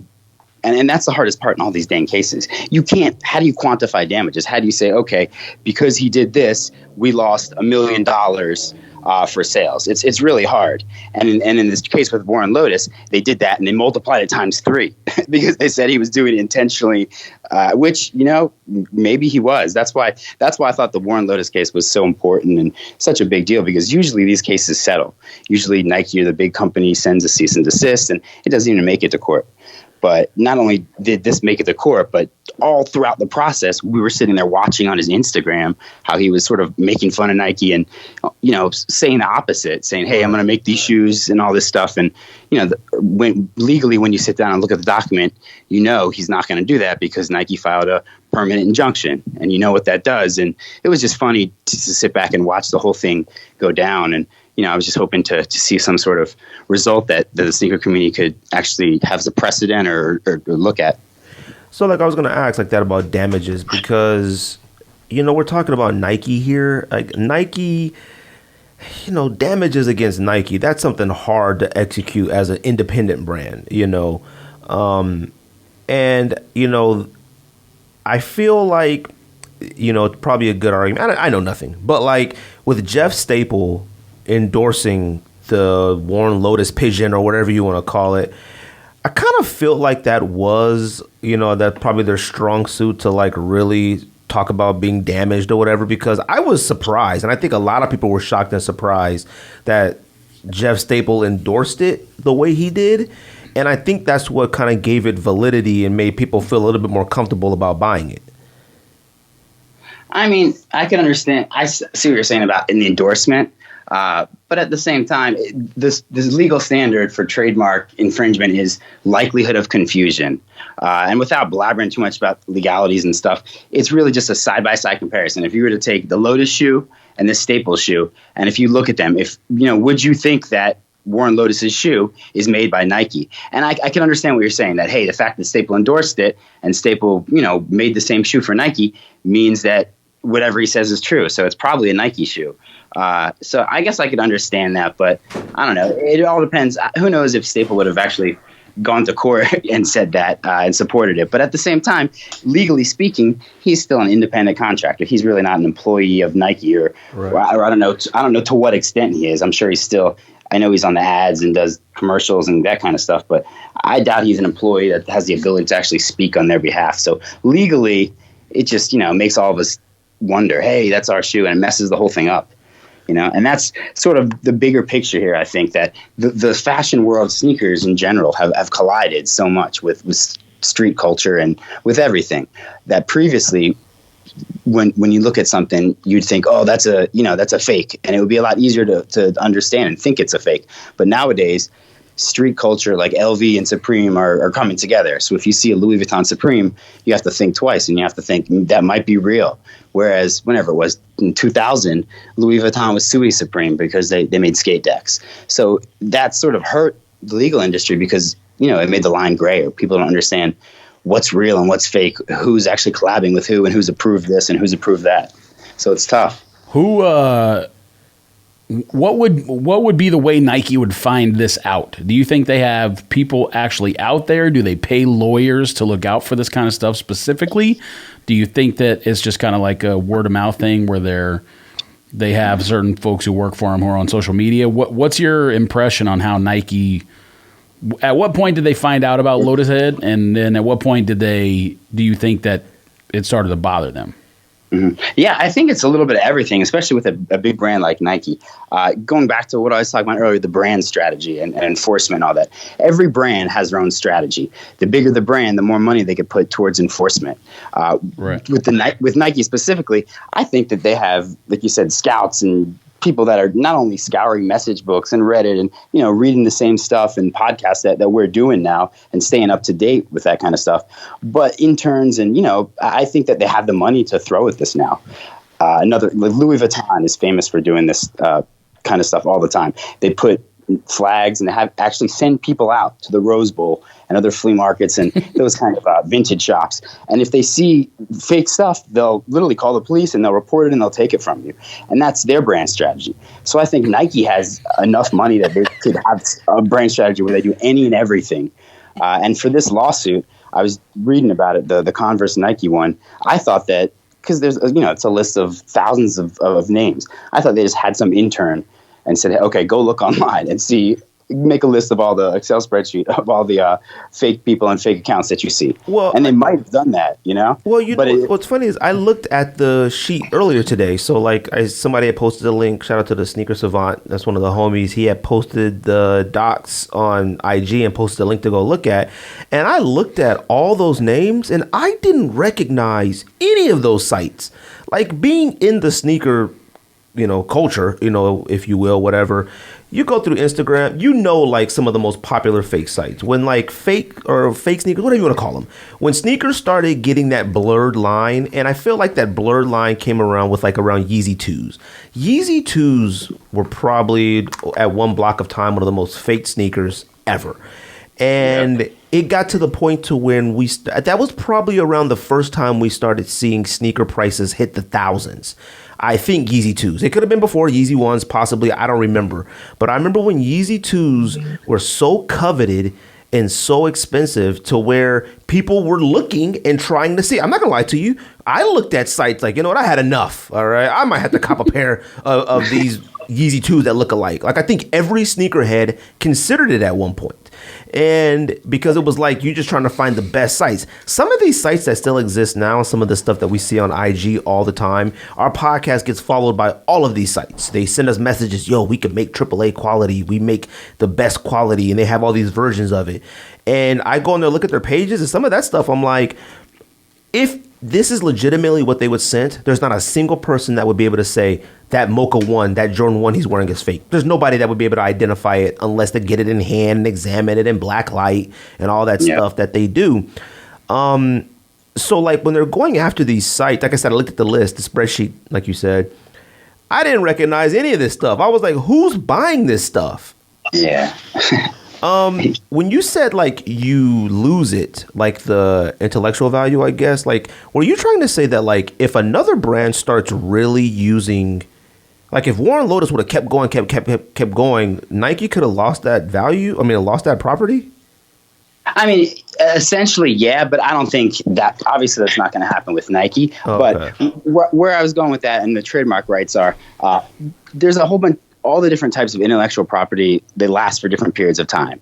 With trademarks, the thing about trademarks is you could renew it for as long as you want, literally for infinity. However, you have to be using it to renew it. So if you're not using it, and by using it, I mean actively enforcing your marks or your brand, as well as registering it. If you're not using it, then yeah, you're right. People can come in there and literally take it from you. And it's crazy because, what is it? The coronavirus bill, whatever you want to call it, that the government just passed 2 weeks ago, made all these changes to the trademark system, and they made it easier for people to challenge actual trademarks.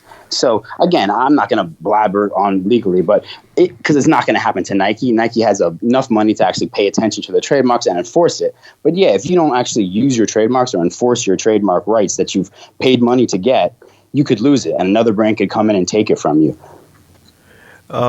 So then, because, a lot of people had said, we had a super large discussion on it for weeks about Warren Lotas. And then I saw it reach, other bigger sneaker platforms, Complex, Nice Kicks, et cetera, et cetera, et cetera, et cetera, all those platforms. Right. And I feel like, and it sort of like looked at like, okay, that's when Nike stepped in like, all right, there's way too many people. Warren Lotas was one of the most talked about sneakers of the entire year, and we said it. It's not a Nike or an Adidas or a Yeezy, nothing. It was one of the most popular, most talked about sneakers on social media, podcasts, businesses, CNN Business. It made Huffington Post. It made every single, and I think that was because that was the first time we've actually seen Nike take action. We don't know what happens behind the scenes with Nike and other brands all the time. Exactly. I mean, 99% of this stuff ends in a settlement. I'll tell you myself, I've sent enough cease and desist letters for brands that they usually don't go to court. So you're right. This is one of the first times I've actually seen it play out in public. And it was more than just 2 seconds. It was, on Instagram, and it was actually in the courts. And it even made it further enough that he had to submit financial documents. So we got to see, how much money people were paying for pre-orders. And it was crazy. It was, I forget the exact numbers off the top of my head, but it was easily in the millions. What was it? So, with him making the new model, I guess whatever version, whatever it is, I'm sorry, I want to get a kind of better understanding about intellectual property. Maybe George knows it or not, I don't know, but like intellectual property is like the way the soul looks, right? Yeah. So okay. That's okay. So I'll break it down in regards to a shoe. If you're using let's use a. I don't even know. Let's use a. Wait, hold on. Before you start on that, does Nike need to do a trademark for each piece of the shoe, or is that where you're going with this? Yeah, exactly. That's where I'm going for this. Each piece of the shoe and each brand and each, whatever design is on the shoe probably is going to have a different piece of intellectual property. So that's why if Warren Lotas comes in and he takes, just the silhouette of a dunk, but he doesn't put a Nike swoosh on it, in that, like pretty much exactly what he did here. He put a Reaper, his own logo on that. Right. There's less of a claim that Nike would have. Because of that whole trademark standard. The trademark standard is likelihood of confusion. And it's funny because all the artists, including Virgil, I watched something on Virgil where he talked about the 3% rule, which is sort of something unknown rule in the industry, but it's not even true. And when I say, I was going to ask you about that rule. I thought that was a true rule. A lot of people, a lot of independent brands talk about that 3% rule. Yeah, exactly. And it's sort of a myth in the industry because, and of course, it's a whole lawyer thing. There's no clear bright line rule. That would be too easy. They can't say, okay, you could take 1% or you could take this percentage or that. The standard is likelihood of confusion. And the way that we divide that is through the courts. So they have all these court cases that have different factors, and each area in the United States has different factors that go into this. So without doing that, getting all nerdy, it's like I said, there's a whole legal standard. No, we don't have to. But yes. You know what it is? It's just that like we don't get to hear a lot of this stuff all the time. Like one thing like I always want to do with the podcast is to make sure that me and George sound as like knowledgeable in things that we talk about all the time. But sometimes we don't get the opportunity, like us sitting here talking about what we just might have learned throughout college and see on TV and stuff. It doesn't resonate enough, like in having an actual lawyer do. So like anything you want to explain or dig deep into, please feel free, because I'm pretty confident majority of our supporters and listeners might not know any of this. Like when Warren Lotas came out with the replacement pair, the replacement Reaper or whatever it was, and it didn't have the swoosh on it, it just had like a bigger, I don't know, skeleton head. It was a big head. Right, but then they sued him again. What did they sue him? Yeah. And that was for the sole, right? Yeah, exactly. So that's why this whole thing is sort of weird, or not the whole thing, but the shoe that just came out today. To me, that shoe that came out looks very close to the one that, you know, he was talking about during the lawsuit, where he said, "Hey, I'm going to make a replacement, and this is what it's going to look like." And you're exactly right. What Nike did is they said, "Hey, you can't make a replacement that looks exactly like it for these reasons." And they talked about the trade dress was the actual legal term, and trade dress is for the characteristics of the sole. Or the characteristics of the design. So in this instance, it was the silhouette of the sole, because just like you said, he took off the Nike check. By taking off the Nike check, it's a different kind of legal analysis. You know, when you put the Nike check on it, even though it has that stupid Jason face on it, that's not different enough. You know, that still looks like Nike. And that's why Nike got pissed. And that's pretty much why they sued. So with his replacement pair, he said, okay, I'm going to take off the Nike check, put the Grim Reaper on, and hopefully it's going to be different enough. And in my opinion, and that's when Nike sued again and said, "Hey, no, it's not different enough." And in my opinion, I don't know. I don't think it's different enough. But at the same time, Nike settled, and in that settlement, they made a decree, and they also had a permanent injunction, which pretty much just says you can't do this in the future. So if Nike literally just told them 2 weeks ago, you can't do this, and here Warren Lotas is today doing this, then he's either not listening to his lawyers, or Nike must have okayed that sneaker that came out. That's the only conclusion I could come to, right? See, I would have assumed that the replacement, he ran it by Nike's legal or whomever at that point as well. I would have assumed that. Yeah. And then he got sued again. And the one that came out today, I mean, the sole is a little bit different, but it still looks like a dunk to me. Now, it doesn't look like a low, and it doesn't look like a high. It kind of looks like a weird mid, like, you know, whatever. But it could be just the angle of the picture. I wanted to ask you as well, like, is there a difference when it comes to selling counterfeit, triple A's, UA, unauthorized, fakes? Is verbiage is really important when it comes to that? Like, is somebody, okay, you know, let me put it this way. Somebody on a website telling you, hey, I'm selling fake Jordans, is that different than somebody just posting? Oh, wait, hold on. Before he gives a legal opinion, I guess it technically would be a legal opinion. Give your personal opinion on what you think the difference is between those two things. Okay. Well, first, just because I'm a lawyer, I'm going to put a disclaimer that says everything I say on this podcast, there's no attorney-client relationship. This is just my opinion and legal advice. So we are not paying you to be here. So yes, exactly. I always hear that on legal podcasts, so I thought it would be cool to say it once. But anyways, right. But yeah. So I guess going back to your questions, or I guess I'll start with the 3% rule and that kind of thing, because it sort of ties into this. Okay. If you guys don't mind. Yeah, go ahead. No. And then I'll go like this. So there's this whole unwritten rule out there called the 3% rule, and essentially what it says, or what Virgil claims that it says, is if you take 3% of a shoe, or something from someone else, borrow it, then you're okay. But that's not true, because if that 3%, or if 1% of that 3% is the main theme, or the main brand or logo of that brand, then it's still infringement. So that's not true. And using Warren Lotas as an example, he used the Nike check. Although he put Jason's face on and put two eyes on it. Right. Come on now, everyone in the world knew that was a Nike thing. So it didn't really, the trademark analysis of likelihood of confusion was easy there.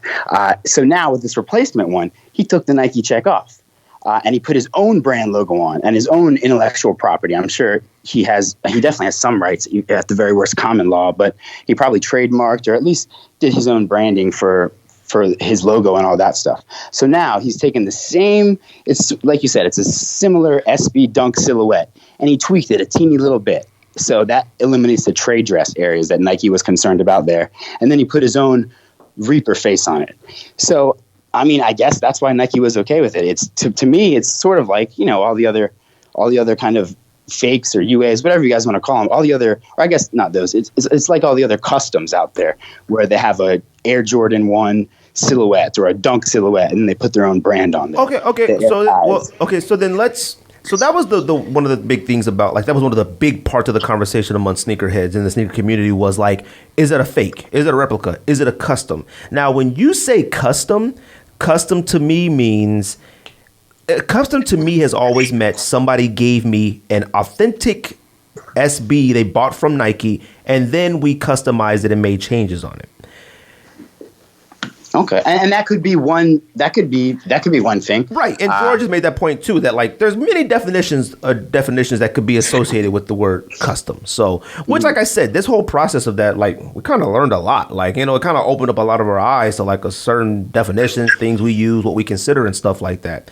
So, in your opinion, now I don't know if you can or can't legally, whatever, is it a fake, like a UA, a fake?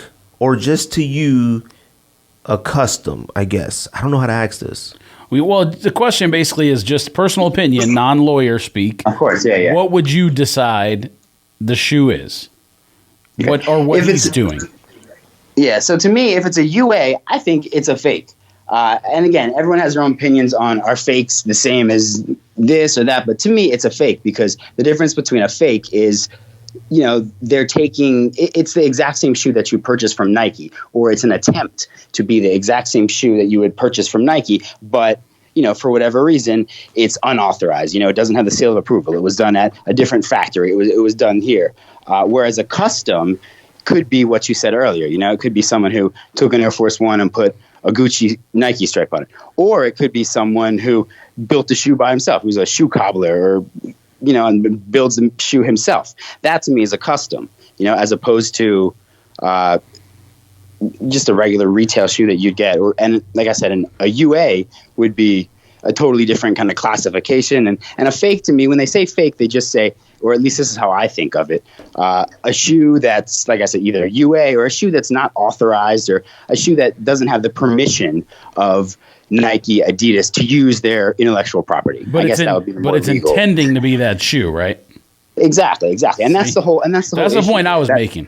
So like, exactly. So then, like, what it you know what it is that, like, when it comes to the word fake, we've been in the culture forever. A fake to us has always been like just portrayed as like something that is outlandishly, like, you look at it and it's like, okay, I see where you were going with this, but absolutely not. We're in a new day and age right now to where, like I said, if somebody walked in here right now with a Mocha 1 on right now, because I think I saw on your IG you had said like Mocha 1s were like right now one of the most made replica sneaker right now, I think. Yeah, one of the most faked according to Check, yep. Right, so it's one of the most, like, if someone walked in here with one right now, I couldn't tell if it was I would call it like a UA or replica, because I couldn't tell. A fake to me is those ones where, like, back when we were younger, they had like clear Jordan 7s and stuff and colorways and logos that like were nothing like it. So like, and this is jumping way out the window. On a fake, so like if the Jumpman logo on a Jordan is just like a man running, but it clearly looks like a Concord 11, is that, I don't think that's something Nike would probably pursue, but would that even be okay, or? Yeah, so you're right. I mean, it all depends on a lot of factors of if they'd actually pursue them. But no, the answer is no, that wouldn't be okay. Just because although they don't have the exact Jordan logo that they're copying, there's still other areas of intellectual property that they're copying, like trade dress, the silhouette of the shoe, and the look of the Jordan 11, all that. And there's enough laws out there that Nike and their attorneys could find something to sue you for. So that's where it really comes down to. Each shoe has different areas that are protected. And if they really want to, they could find something that you're copying. If you're not taking the exact Nike check, you might be taking, the silhouette of a Dunk shoe, and then it comes down to the brand strategy. All these people like Air, Kai, and make a segue over to those ones. Right. The reason they get away with using these silhouettes, the Jordan silhouette, is because they have their own brand. Sort of like what Lotas is doing.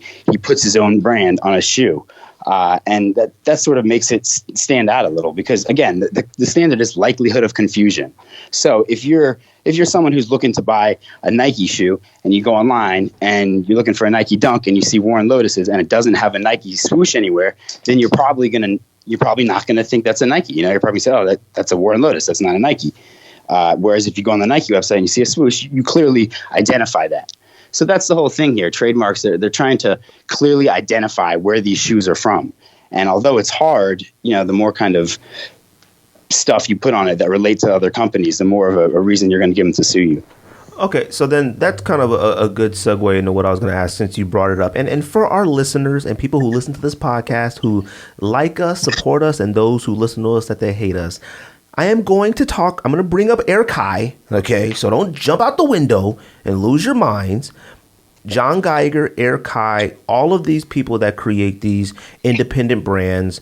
And, like John Geiger has like his own version of an Air Force One. And then Warren Lotas had his own version of a Dunk. And Air Kai has a own version of a Jordan 1.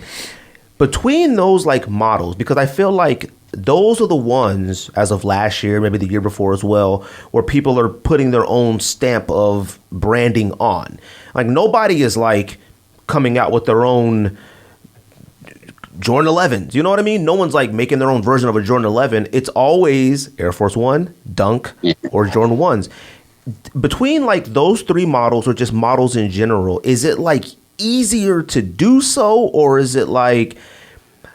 let me say this. I'm sorry. Let me say this. I feel like everyone's always like, uh-oh. A lot of people message us. Uh-oh, Air Kai's in trouble once this news came out about this.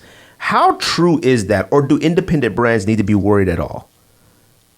I mean, I still think they should be worried because these big brands have the money to, throw a lawsuit at you for whatever reason it is. But at the same time, the more of a creative brand, or the more different you are, however weird that sounds, the more of a creative or original kind of brand or logo that you use separates you. And a perfect example, I think, of this is the shoe surgeon. He literally is not using a Nike shoe sometimes. Sometimes he is, but he's putting the Nike check on almost all of his shoes. But he's an actual artist, and he sells his shoes for $3,000. So going back to the trademark standard, no one's going to be confused between the shoe surgeon and Nike, So there's less of a likelihood that they're going to come after him. Using Air Kai, I mean, he has his own brand out there, I guess. It's not as developed as the shoe surgeon. It's certainly not as developed as Nike. But, he has his loyal fans and all that. So those people that are in the sneaker community and a lot of the other people would probably say, hey, that's his own brand. And it's different, despite the fact that he's using the Jordan 1 silhouette. But at the same time, we can't really say, yeah, it's illegal. Yeah, it's not illegal. Because technically, there's definitely some areas of intellectual property, that he's taken from Nike. But going back to the different areas in a shoe, patents are usually what you do is you get a design patent for either the leather or the sole or some part of the shoe. And patents don't last as long as trademarks. They don't go on forever. So sometimes what happens is the patents will run out and then these other companies will come in and, it's free for all for everyone. I'm not saying that happened with, the Jordan 1 and all of these other ones. It's just you can get away with some sort of stuff as long as you're putting your own branding on there and it's not confusing. Okay. So then what separates it is that, like, for example, at Air Kai, he didn't make the swoosh sort of form a lightning bolt. Like Warren Lotas made the Jason head out of the Nike swoosh. So like there is no swoosh on a Kai. It's a lightning bolt, which now separates it brand wise. Yeah, exactly. That's one factor that contributed. You're exactly right. Okay. But then remember the outsole could be right. And then I would imagine shape. on a Jordan 1, like the wings maybe, or like the area of the wing. I don't know. Maybe. Yeah, the collar part. Okay. So then how do brands like the major retail brands get away with it? I don't want to say get away with it because I don't know what happens behind the scenes when it comes legally. But like there has been a lot of Skechers and stuff that you see in Walmart and stuff that like you look at like I don't say like the Shaq brand sneakers. You go in Walmart, see this stuff, and you can clearly see this is taking the look of a Jordan 3 or a Jordan 6, or in Skechers, you could say that looks like a Nike Free 5.0, or that looks like a whatever. How are they able to do that? Because to me, that's what it sounds like, what you described earlier, the lightness or whatever. Like, I can look at a Sketcher and say, that looks like a Nike Free 5.0. Yeah, and you're exactly right. And that's why I think Skechers, I mean, they got away with it, but they didn't. Skechers has been in lawsuits with Nike in the past since 2015, 2016, because of that. When people look at Skechers, they say, "Oh shoot, that looks like a Vapor Max." I think that was even one of the lawsuits. What is it? The 270 and the Vapor Max. But yeah. what the difference between a Skechers and, I mean, I guess Warren Lotas and even some of these smaller brands like an Air Kai is Skechers has money to do this. So Skechers' brand strategy is pretty much to take other people's shoes, other brand shoes that look really, really good and sell really well, and tweak them a little bit, and put our own Skechers name on it. And they have the money to do that and then get sued. So like I said, the past 4 or 5 years, they've been sued by Nike. I'm sure countless others, but I know Nike's actually won 3 of the 4 lawsuits against them.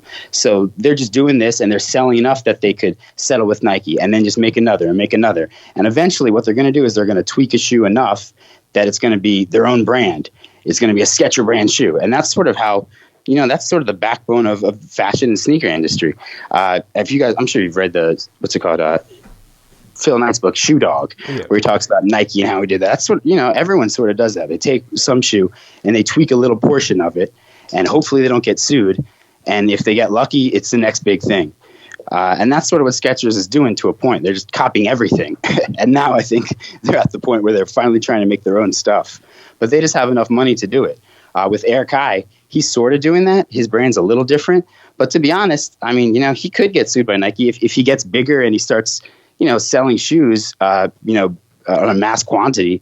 I wouldn't be surprised if Nike at least sent him a cease and desist or did something related to that. But it really just, I guess it just depends the brand strategy, because they don't want to look bad in the community by suing all these little creative people as well. Are there times where they would skip straight over the C&D and just go right to a lawsuit, or is there like a procedure they have to follow, or is there like generally accepted principles, or how does that work? Yeah, I think there are times, but it's sort of just general legal kind of etiquette and morals that before you file a lawsuit, you should at least reach out to them. You don't have to always send it a cease and desist. That's sort of a more affirmative demand. I know if you know someone, you could reach out and just be nice to them at first. But at the same time, by sending all this, it's a part of the procedure. And you see when Nike did it, with Warren Lotas, he didn't answer to the cease and desist letters. So they actually used part of that in the claim, and they said, hey, he's intentionally doing this because we told him not to do it for the past 6 months. Gotcha. So there's sort of a legal element, procedure element as well. Oh, okay. So then there's a strong possibility that this has all started before we all knew about it. Exactly. There's always something behind the scenes with almost every company, Okay. Nike, all these big brands have the money to try R&D and try whatever, pretty much whatever they want. And sometimes they don't do proper trademark search. They don't hire attorneys like me to do trademark searches for them. So they infringe. And I'm telling you, they get cease and desist and a bunch of different letters and all this stuff in the background all the time that we don't even know about. So we have a homie, because I'm going back to sort of what you had kind of talked about with this shoe surgeon being an, I guess, quote unquote artist.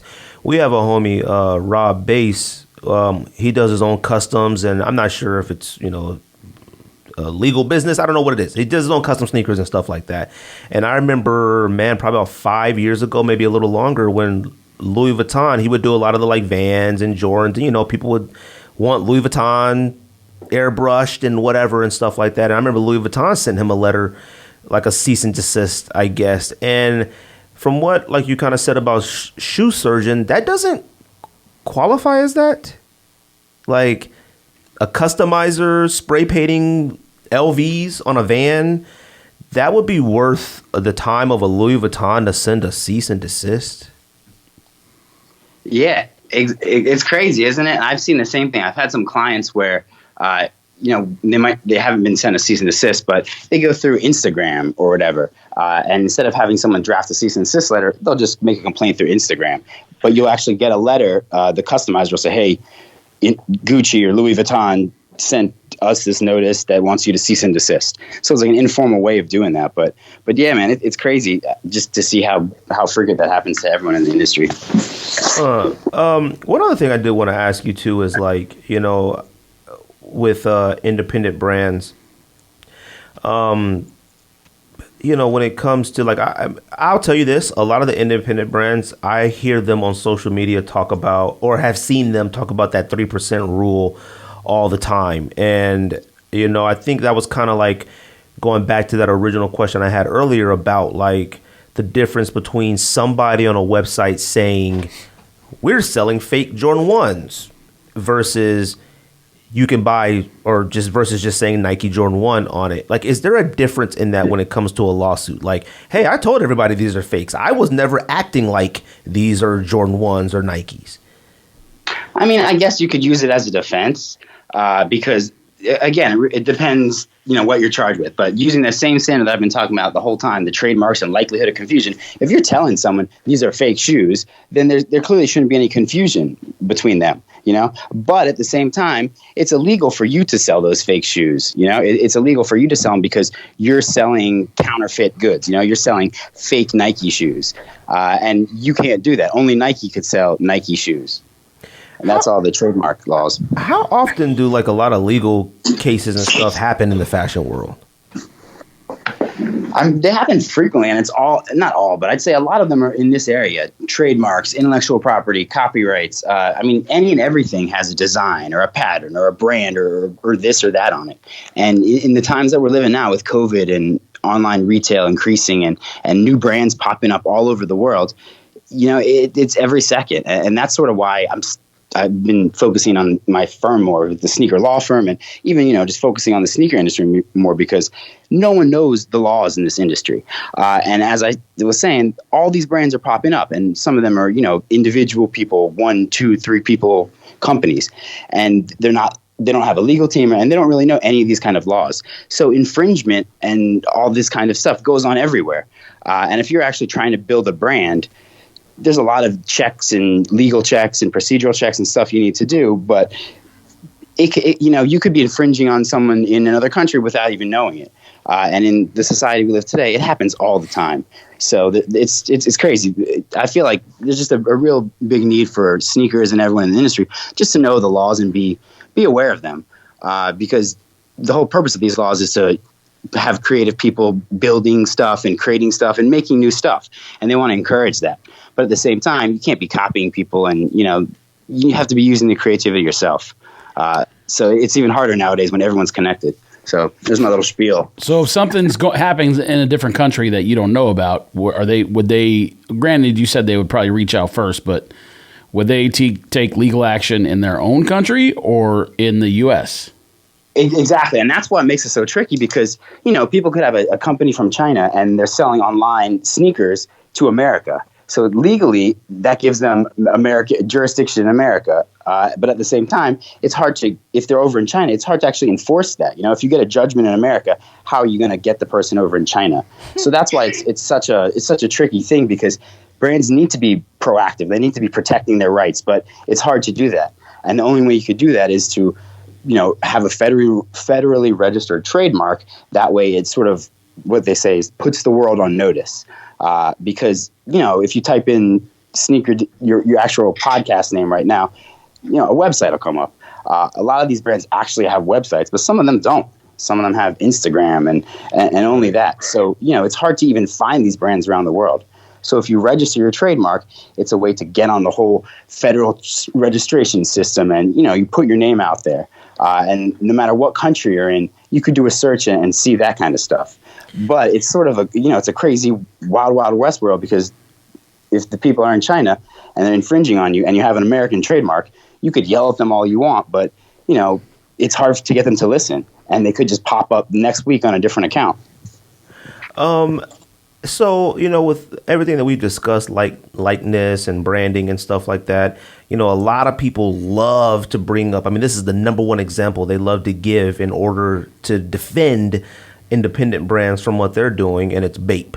Bape is always brought up as one of the originators to become a big brand based off of creating sneakers silhouettes on things that are easily recognizable as a Air Force One or whatever. How is Bape able to do what they do? Right now they just recently had posted a picture of a court high. It looks just like a Jordan 1 or a SB high sneaker. And that likeness, it's that looks like a shadow Jordan 1, or that looks like a shadow colorway of a Dunk SB. But Bape doesn't seem to be fazed by this as much as others. Yeah, I know the exact picture you're talking about. I remember putting on my Instagram saying the same thing. It literally is a shadow Jordan 1, except it has the Bape symbol on it, right, except for the Jordan. So I think the only difference between Bape and these other smaller brands is Bape has money. They're not afraid to put it out there, and if Nike does come after them, they could distinguish the differences. And that's really what it comes down to. If the bigger brand you have, not only the more money you have to enforce and do what you want with your trademarks and your branding, but you also have the ability to take risks, and you also you could scare away people with that as well. So that's really what I think it is. I think if Nike really wanted, they could come after Bape for some area of intellectual property or this or that, but Bape has such a big brand that when you look at that shoe and you see the side of it and you see the Bape logo, you're like, okay, I guess Bape's just copying Nike now, and it's funny because us in the sneaker industry, the people who actually pay attention really hardcore, we know the differences and the little nuances here and there.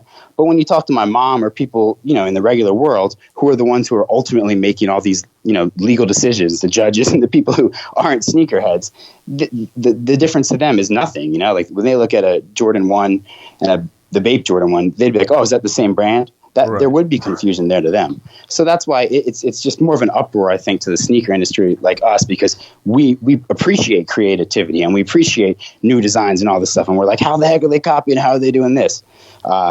But it's just, I don't know, it's just a fine line to teeter. And the bigger a brand you have and the more established logo you have, I hate to say it, the better of a claim you have, and more of a threat that, Nike's not going to come after you.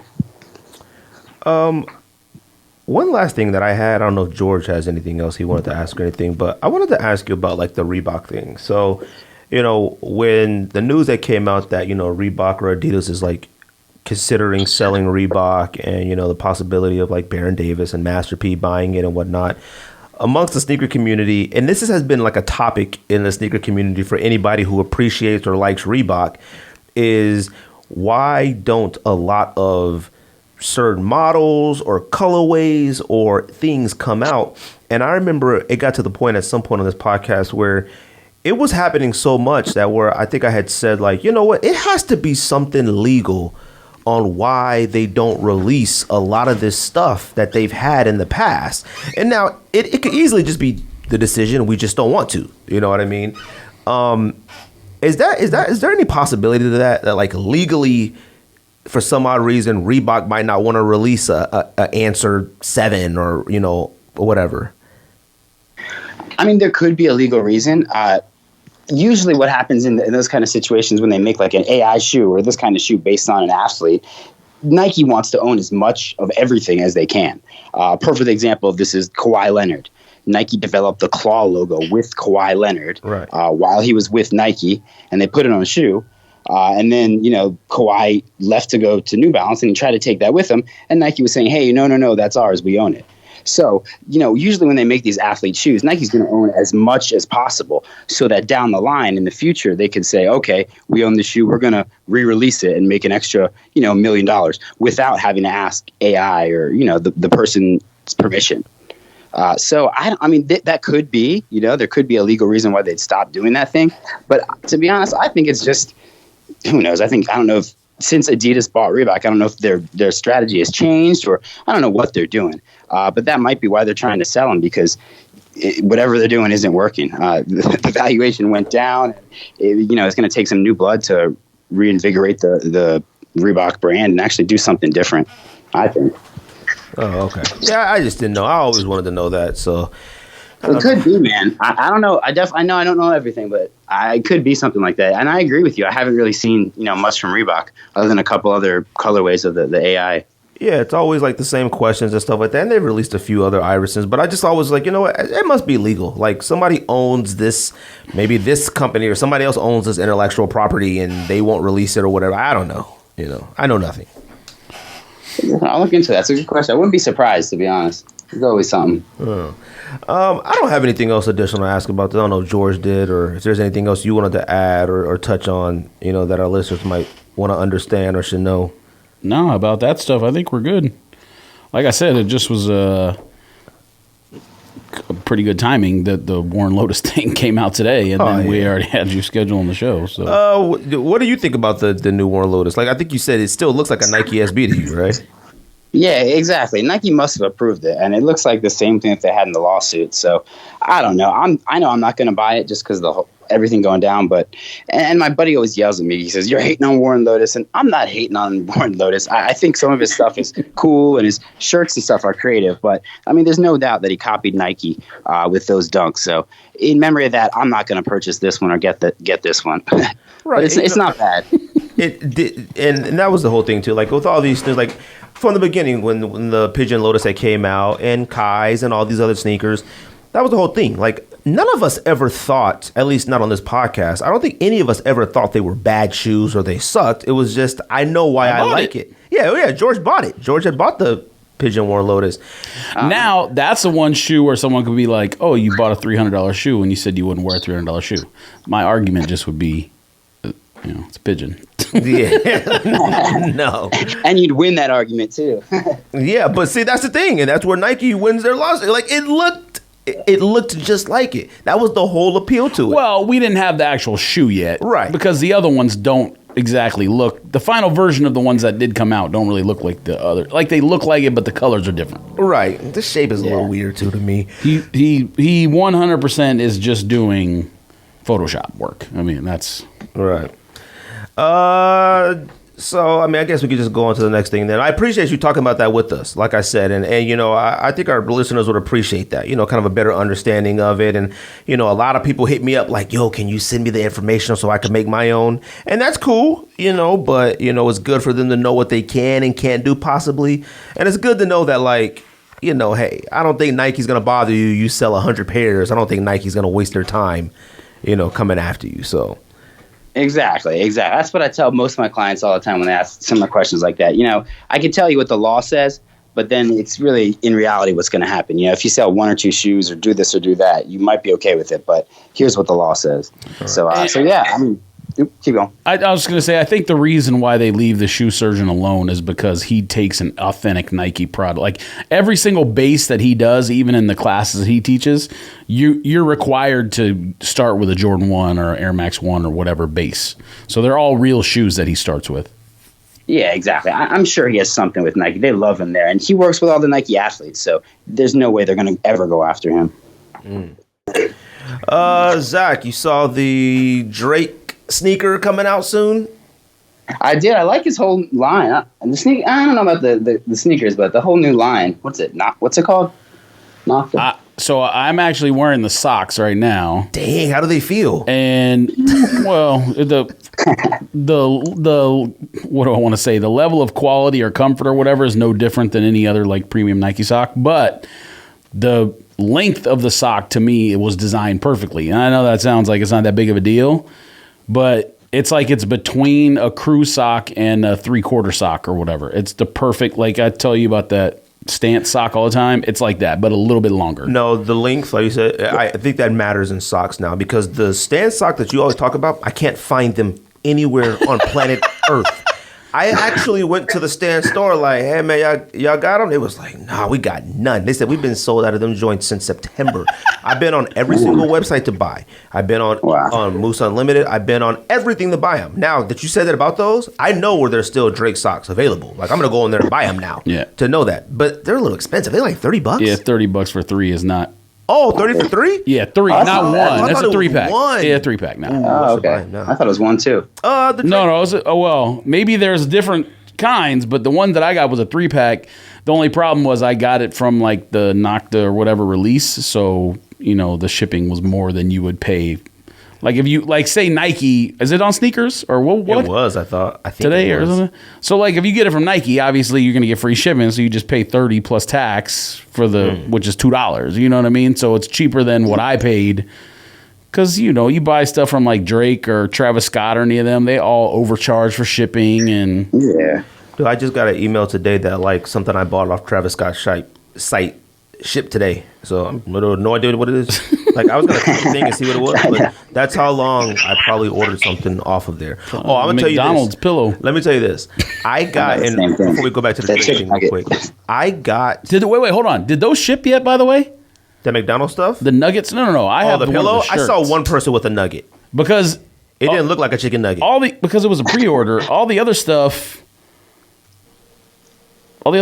as far as I know, shipped out, and then it was like worth less later. No, But that nugget Yeah. still is like $500-600 on. I StockX. saw one person with the chicken nugget, and they showed a picture of it in the box. It didn't look like a chicken nugget. It looked like I can't describe it. It just looked like a. You know what it looked like? It looked like a Google Map view of like Arizona, like you're just looking down, just desert. I was like, what is Like some what is a crater. chicken nugget? I was like, don't even look good. Now the chicken nugget on the Travis Scott website, it looked like a chicken nugget. It looked good. It looked like you just need some barbecue sauce. But the real thing, All right. look, I'm gonna tell you this though. Before the Drake, I'm gonna say something about the Drake stuff. I ordered the Travis Scott, and now I said that Travis Scott has some of the better looking merch, and some of it does. I was a little hyped of just watching Young Jeezy and Gucci Mane versus, so I got hyped and ordered the Snowman and Oh God. I ordered it off the Travis Scott site. Fam, that shirt came in. One of the Bigger than a worst, house? No. One of the worst T-shirts I have ever seen in the history of T-shirts. Did you That's order the no one lie. that was like quadruple X or whatever? Or no? Of course, I didn't order the tall T one. I couldn't believe I sold it on StockX and lost about $8. I didn't care. I was like, get this out of my house. I couldn't even fathom the thought of this being in my house. It was like, I guess supposed to be like a bleached black because it looked brown on the site, but it looked like when you put a black shirt in the bleach, in the whites, and then the bleach get on it, and it turns that weird color. Hated it. I would never order nothing else off there. But I don't know what shirt is coming in now. Well, the I think it's quality a of all the PlayStation Travis 5 Scott shirt. stuff is bad. Yeah, but like some of that stuff looks really good, like the Astro World stuff. I like the design and Well, scheme of it's it, but I fine. think it's bad. But Drake stuff, The quality's bad. like we've said Yeah. on the podcast numerous times, George. Drake stuff is Nike. It's just expect Nike stuff. Look, Drake is one of the worst dressed individual Oh, yeah. celebrities Yes. I have ever seen in my entire life. That's not even a joke, all right? And I'm talking about across all genres. Now, the fact that Drake is a part of the hip hop genre and still dresses as bad is amazing to me. Okay. Now the Nocta or whatever stuff, to me that stuff is built strictly for Canadians. Like it doesn't get that cold anywhere I've been. I'm in New York and everywhere, whatever. Now I've seen him wear things that I thought like I could make it look good because he never does. His stuff never fits right. The sizes are weird. Those shoes are awful. But you know what it made me think of? It made me think of all the other Drake shoes. Like they're non-existent. Like when's the last time you've seen anybody wearing or talking about the 12, the 10, or Raptor 4s with the Drake signature on it? Never. I couldn't tell you. I had both 10s. I didn't have any 12s. Sold those immediately on StockX. I've never seen anybody post a social media picture of like any of those. Those suck. Like I don't think Drake is one of those. Actually, I'll tell you this. Kanye has no worries about Drake. Music-wise, one of the greatest of all time. But nobody has to worry about Drake taking the fashion world by storm. Ever. All right. So I know for a fact I'm not copping. Now, if they're flipping, maybe, I guess. But I don't see how anybody would want to buy those to flip. No. What does the shoe look like? Maybe I haven't seen it. Oh, it's that all white one. It's called a Hot Step. I don't know what it's called. Hot Step Terra. It's just all white. It's just the one that he's been wearing in like the latest. Like they kind of put it together. He's been wearing it in the music video. He's wore it in like this picture of him in the studio. He wore it somewhere else, and they're like, oh. And they finally came out and found out information about it. It's awful. Like if you saw it, you wouldn't even think like, no, this can't be. It almost looks. This can't. It almost looks like a dad, like a K-Swift dad shoe. Yeah, some of the pictures I saw. It looks like those K-Swiss that we all bought in high school that one period of time where they were a little higher and they had ridges on the bottom. Oh, that's what the women were wearing last year, 2 years ago. Yeah, they kind of like disruptors. They look like Fila disruptors a little bit. They're awful. That's not even no joke. Somebody was like, yo, you guys got to talk about the Drake sneaker. I was like, I mean, we'll bring it up. I don't know about in depth. That's funny. Real quick, going back to the Travis shirt, that same thing happened to me. They sent me this horrible shirt. I sold it on StockX for whatever I paid for it, lost some money, and it didn't even pass authentication in StockX. I sent it brand new, bro, from in the package. I didn't even open it. Literally didn't open it. So they opened it at StockX, and they said there's a manufacturer's defect on the seam. So now I'm stuck with it, like the worst ever. So, dude, you know what's funny is when I got the shirt, I was driving somewhere. I just like put up to the mailbox real quick, opened the mailbox, took it out and I ripped. It comes in like one of those plastic bags, with tape. Yeah. I ripped the plastic bag open like a child on Christmas. I ripped it open, not because I was excited to see the shirt. I just opened the bag up. I ripped it open, saw that shirt. I was like, oh my God. Once I sold it on StockX, I thought they were going to say it's not going to pass authenticity because I put the shirt back in that ripped up bag. I put it back in there and it passed. So, gosh, I almost wish it did so I wasn't the only one. Now I'm stuck with this thing, bro. Ugh. Yo, do they give you a strike against it? Well, hold on. What happens if you don't pass authenticity? Yeah, they count it as a tick mark. Yeah, I think they act like they're doing me a favor. They're like, oh, we're not going to mark this against you. We're not going to charge you a fee. We're just going to send it back. So, but you're right. They usually do both of those things. Where are you still in Virginia now, or where are you at now? Yeah, DMV area. Just moved across the border from Arlington to Maryland area. Okay, so when you sell something to, whether it be GOAT or StockX, where do you have to ship it to? Where does it go? It sucks because I know all my buddies in New Jersey in that area get everything 2 or 3 days faster than me. So what the hell is it? That's a good question. I haven't even paid attention, to be honest. I think some of it, I'm pretty sure the last thing I looked at was North Carolina. Oh, really? Okay.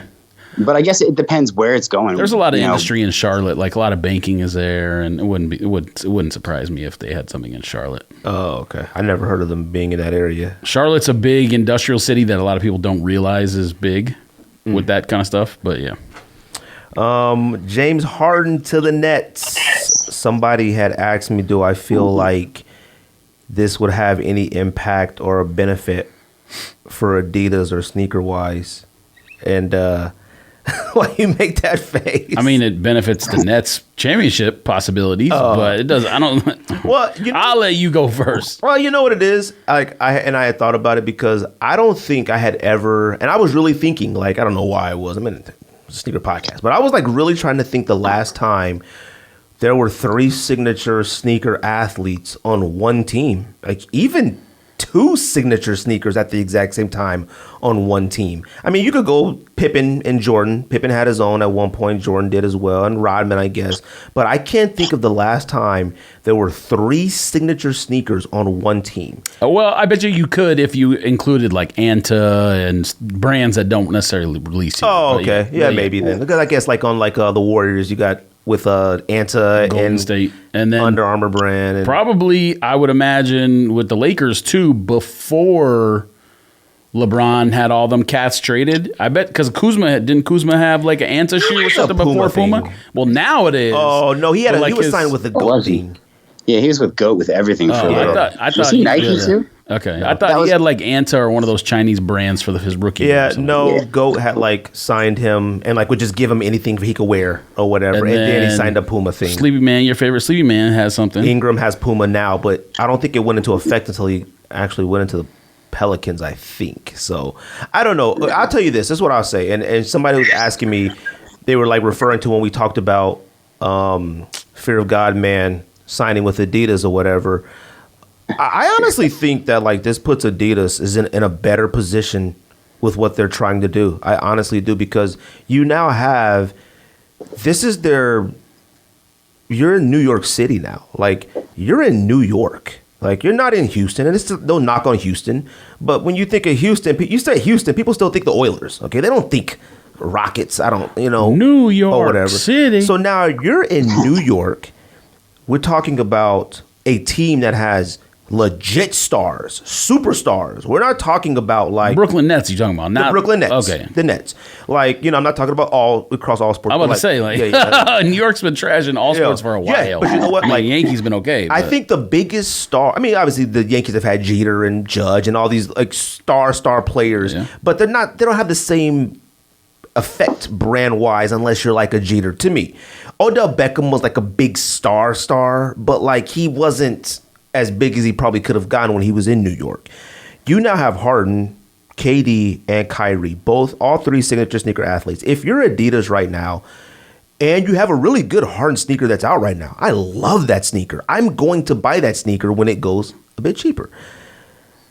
I think it's a good opportunity for them to like collaborate with a lot of those brands in New York. Like you have concepts out there. Now, I don't know if they're exclusively Nike. I don't know how that works.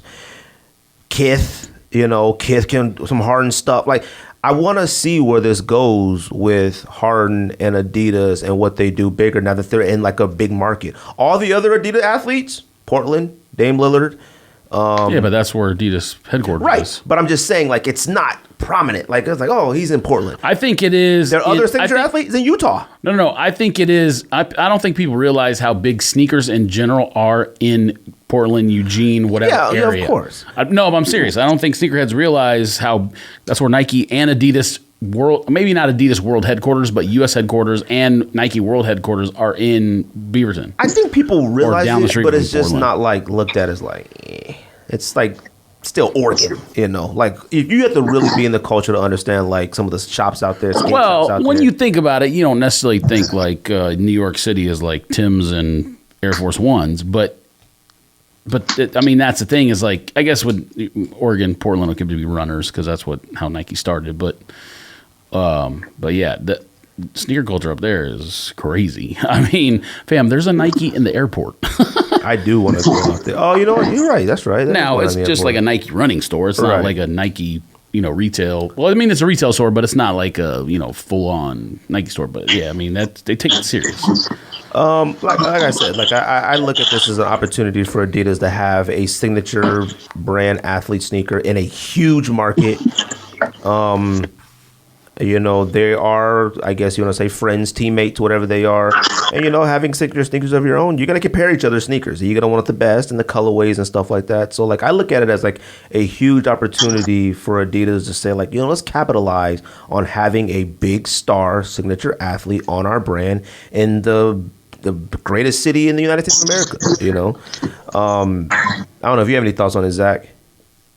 Yeah, no, I agree with all that. It should be a good marketing opportunity for them. I'm excited to see what they could do in New York. As someone from New York being a Knicks fan, I just want anyone to win. The Knicks suck. They're always going to suck. So I'll be happy if the Nets get closer and make it fun to watch. I mean, the Knicks are okay. They're trying now. Are we, though? I don't know. They've been saying that for years, so I'll believe it when I see it. At least we're winning now. What's crazy is I saw somebody, now with your guys' record in the East, I guess it's considered winning, but like I see a lot of people on social media, like the Knicks are back, and I looked at the record, they were like 3 games under 500. I was like, I thought the Knicks were like, above 500. I was like, okay.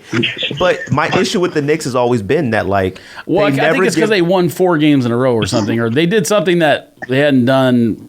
Rico texted about it in the thread. They did something. Oh, that happened yesterday. Yeah, they hadn't won a back-to-back in 4 years or something. Right, but they won yesterday, and they're still under 500 by like 2-3 games. Sure. So, but like that's the thing with the Knicks. Like I look at the Knicks and say, they have pieces now.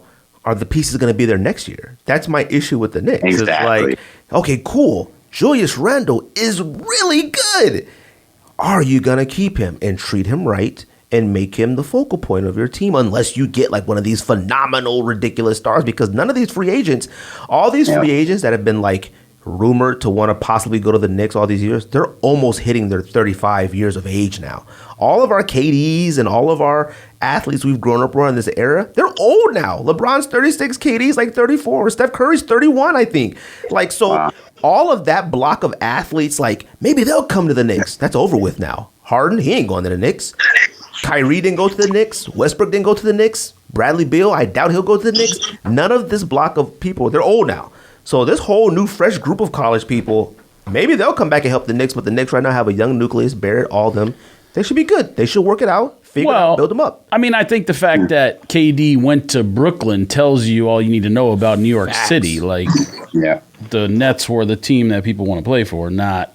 See, and the craziest thing about it was like, when they were New Jersey Nets, I mean, they were only like 5 miles away, fam. It wasn't like they were far, and people still didn't care. But now that it's Brooklyn, everyone, and Brooklyn, like, on...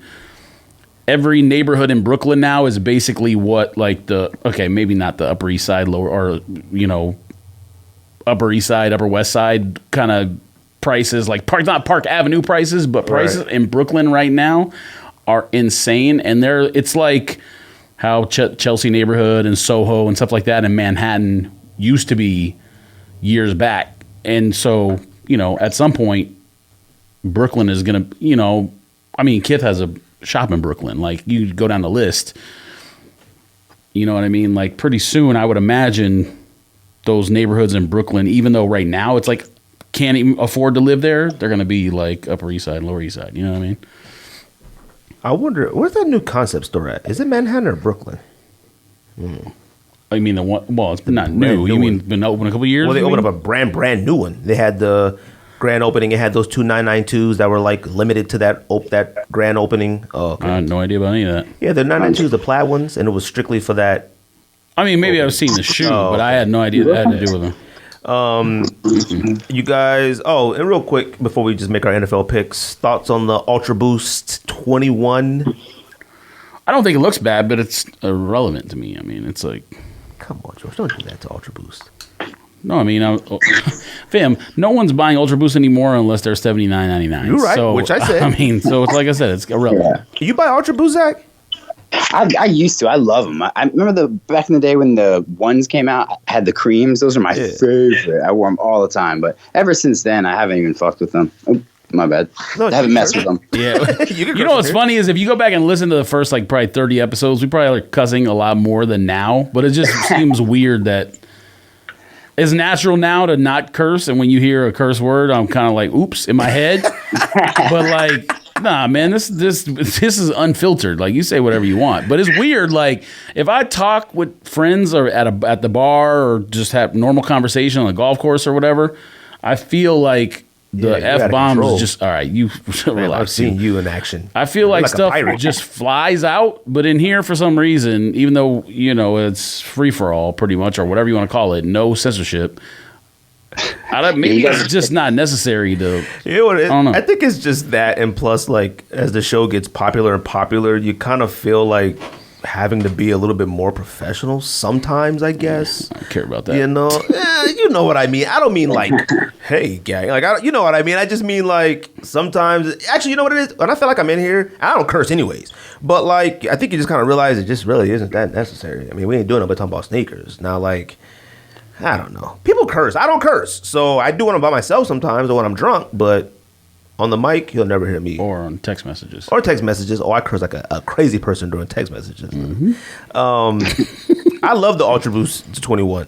And I might buy one at retail, even though I know I don't have to. You just got done saying you're not buying shoes you're not going to wear so you can buy bigger things. But you know what's funny is that with that Ultra Boost 21, I feel like that's where I thought it would have went after the 1.0. It's a clear advancement. It's a better looking sneaker. That to me, that 21 is better than all the other Ultra Boosts after 1.0 to me.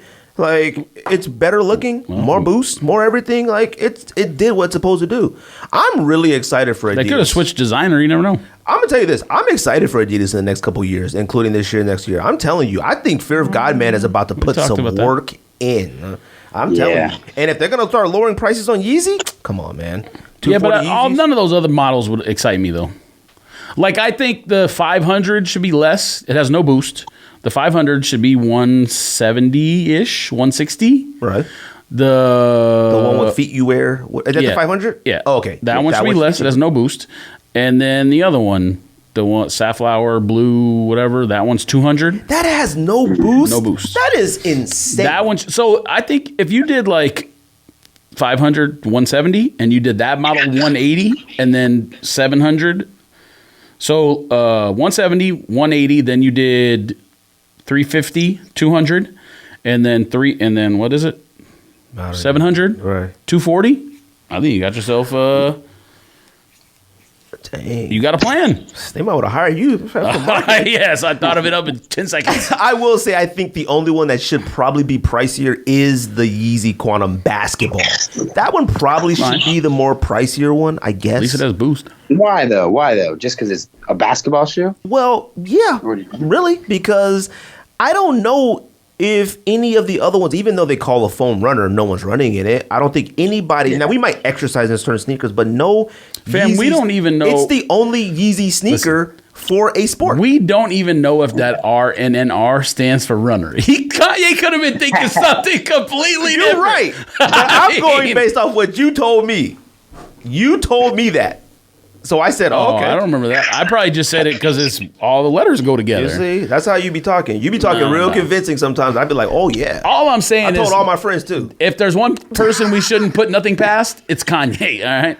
I will say, like I said, the basketball one is the only one that was specifically made to do something. None of the other ones. Oh, if you want to say the boots are for hiking, but I doubt it. I mean, they're boots. So there's never been like, hey, this is the new Yeezy where you can run or you can.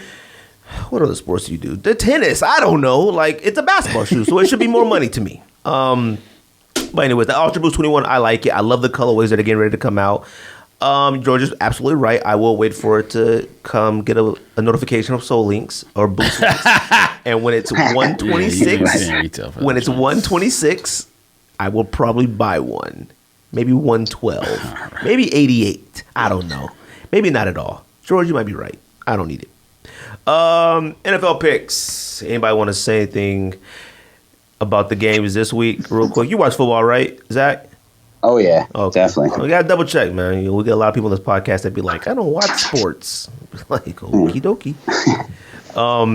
Oh, okay. I see what Drake shoe you're talking about now. I guess I hadn't seen that picture. It sucks. Sucks is an understatement. And how Drake is wearing the sneaker in that picture is typical Drake. How Drake's wear like dresses. Like, it looks like Drake. I mean, it looks like when all the NFL teams used to play on turf and they had them like cross trainers. Yes, they had no, they just used to wear like, Marvin Harrison would wear like Jordan 14s playing in Indianapolis. No one has those fields anymore because they realize your ACLs get torn up. But like, that's what it looks like. It looks like one of them cross trainer shoes that NFL teams used to wear. I thought you meant when they used to wrap all that tape around their shoe and their ankles. No, I know. Yeah, I used to want to do that all the time. I used to be like, it must be brutal. I mean, these pants he has on are terrible. The shirt is just a shirt, but yeah, he's one color. Yeah, is that the picture in the studio with him in the studio with him on? Yeah, exactly. He looks like a milkman. No? But I bet the song you making, nothing but fire. Well, no one's ever said, okay, obviously Drake's made some missteps here and there with some music, like some albums bad or like one heater and then like a bunch of bad stuff, but I don't think you're going to find anyone who's going to successfully make an argument that he's not one of the 10 best musicians of all time. He might be the best of all time. I'm just saying 10 best in any genre. I'm not putting him number one over like Michael Jackson and like people like that yet. I don't know, man. Michael Jackson's been gone a long time. All right. There's a lot of people on that list. Anyone who was in the Beatles, anyone who was in Rolling Stones, he surpassed all them numbers wise, Billboard wise. No, I'm not talking about sales. Oh, I'm talking about chart toppers. Yeah, but they count streams and everything, fam. They didn't have that back then. If the Beatles were on streams, are you kidding me? They're on streams now. Yeah, they still do it now, but you're right. Yeah, they're on streams now. Fam. You know what I mean when what I'm talking about. When something is new, like Skateboard Man did that Cranberry Juice on a skateboard, and that song that was in there came back and went to number one. It did. So, but no one doing that with the Beatles. If something like that happened, they would be like this to the ceiling. I've been listening to a lot of Anita Baker lately. All right. Giving you the best that I got. Yeah. Love Anita Baker. NFL this week. I'm gonna tell you this. You get over COVID. Let me tell you something. I've watched a lot of football over the years, but I can't remember besides Cowboys losing in the playoffs to Green Bay when Aaron Rodgers threw that up the sideline, and then when the Cowboys, they didn't count the catch that Dez caught in Green Bay and Lambeau. I will tell you, the Browns losing to the Chiefs this weekend, I hadn't been that angry in a very long time about a football game. because, like you said, Zach, you watch football. George, lives and breathes sports, and I do as well. You want to talk about the only time you're watching the Chiefs play, it runs through every person's mind. I mean, if Mahomes gets hurt, they could win or something. You want to talk about the perfect scenario. You couldn't ask for nothing else. And he didn't get hurt in the middle of the fourth quarter or something late. He got hurt in the third? The beginning of the third quarter, kind of, yeah. Fam. You're right after halftime, right? What more can you ask for? And you mess it up just like that. I mean, come on. It's the Browns. I mean, I think there's not anything that's more Browns in the world. They got more rattled that Mahomes got hurt than the Chiefs did. Like, it felt like when he got hurt, the coach was like, "This is the playbook." Except the interception, the one where Henny just threw that joint up like a hot air balloon. That was funny. That even added to the perfect scenario. Mahomes, and I would tell you this, besides Tom Brady, and I'm talking about Tom Brady after 3 Super Bowl appearances, and which were like the 3 Super Bowl wins in a row, there hasn't been another NFL player I thought week 1 he's playing, he's going to win the Super Bowl besides Mahomes. Mahomes is that person. Like, you just have no choice but to pick the Chiefs. Like, you'd be a fool not to, it feels like. So when that person leaves the field and then the backup comes in, which is a backup, Chad Henne must have been in the league right now, but 18 years now? Yeah, he's old. And then he comes in and does exactly what you would expect a Chad Henne backup to do. He throws a missile. I mean, I was like, he's wide open. I thought it was a Chiefs player. He was so wide open. Gave it to the Browns. Oh, this is perfect. That's it. Baker is about to take off. It's about to be awesome. They start running the most dumbest plays I've ever seen. Chubb not getting the ball when he should. I couldn't believe it. I was so The problem started infuriated. earlier. The problem started earlier on for them. That bad challenge. They lost When they timeout. lost that timeout. It was timeouts, mismanagement. It was everything. Yeah, and then they called another timeout, and then the play out of the timeout was a run that went for a -1 yard. Like, you don't need to call a timeout if you're just going to lose a yard running the ball, man. I'm sorry. And you know what also added to it was Andy Reid. This was like a...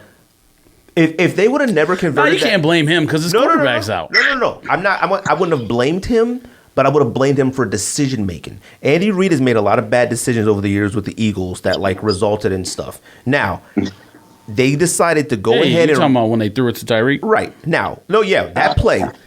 If it would have not been completed, that 4th and half an inch, a yard, whatever it was, if that play would have been completed, they would have destroyed Andy Reid on that. Well, assuming they lost. Yeah, but that's Andy Reid right there. That's everyone knew. Actually, I guess, did you hear the announcer at that play? When they were talking about that play, he totally fooled the announcer. That was the coolest part. Oh, Remember yeah. that? It fooled everybody. Well, they didn't think that Henny would throw. That's why. Yeah, they thought he was going to wait for the line and then try and draw him off. And the next thing you know, he's throwing in Tyreek Hill. But I like that. I didn't expect it. I thought, you're right. That's why Andy Reid's Andy Reid. And he got lucky this time. I like the decision to go for it. I didn't like the play call. Me neither. Not because it was Tyreek, because obviously he's uncovered. You can't cover Tyreek, but it was Henny. Yeah, all you got to do. Henny had a sneak earlier in the game, I think, and he picked the first down up by like 2 yards. Just sneak it again.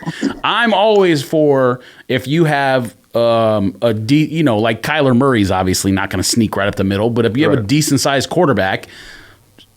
And your offensive line's been playing well all day, you just sneak it. I mean, it's like an 80% conversion on 3rd and 1 and 4th and 1, the sneak. So I don't understand why so many coaches get cute and go away from it.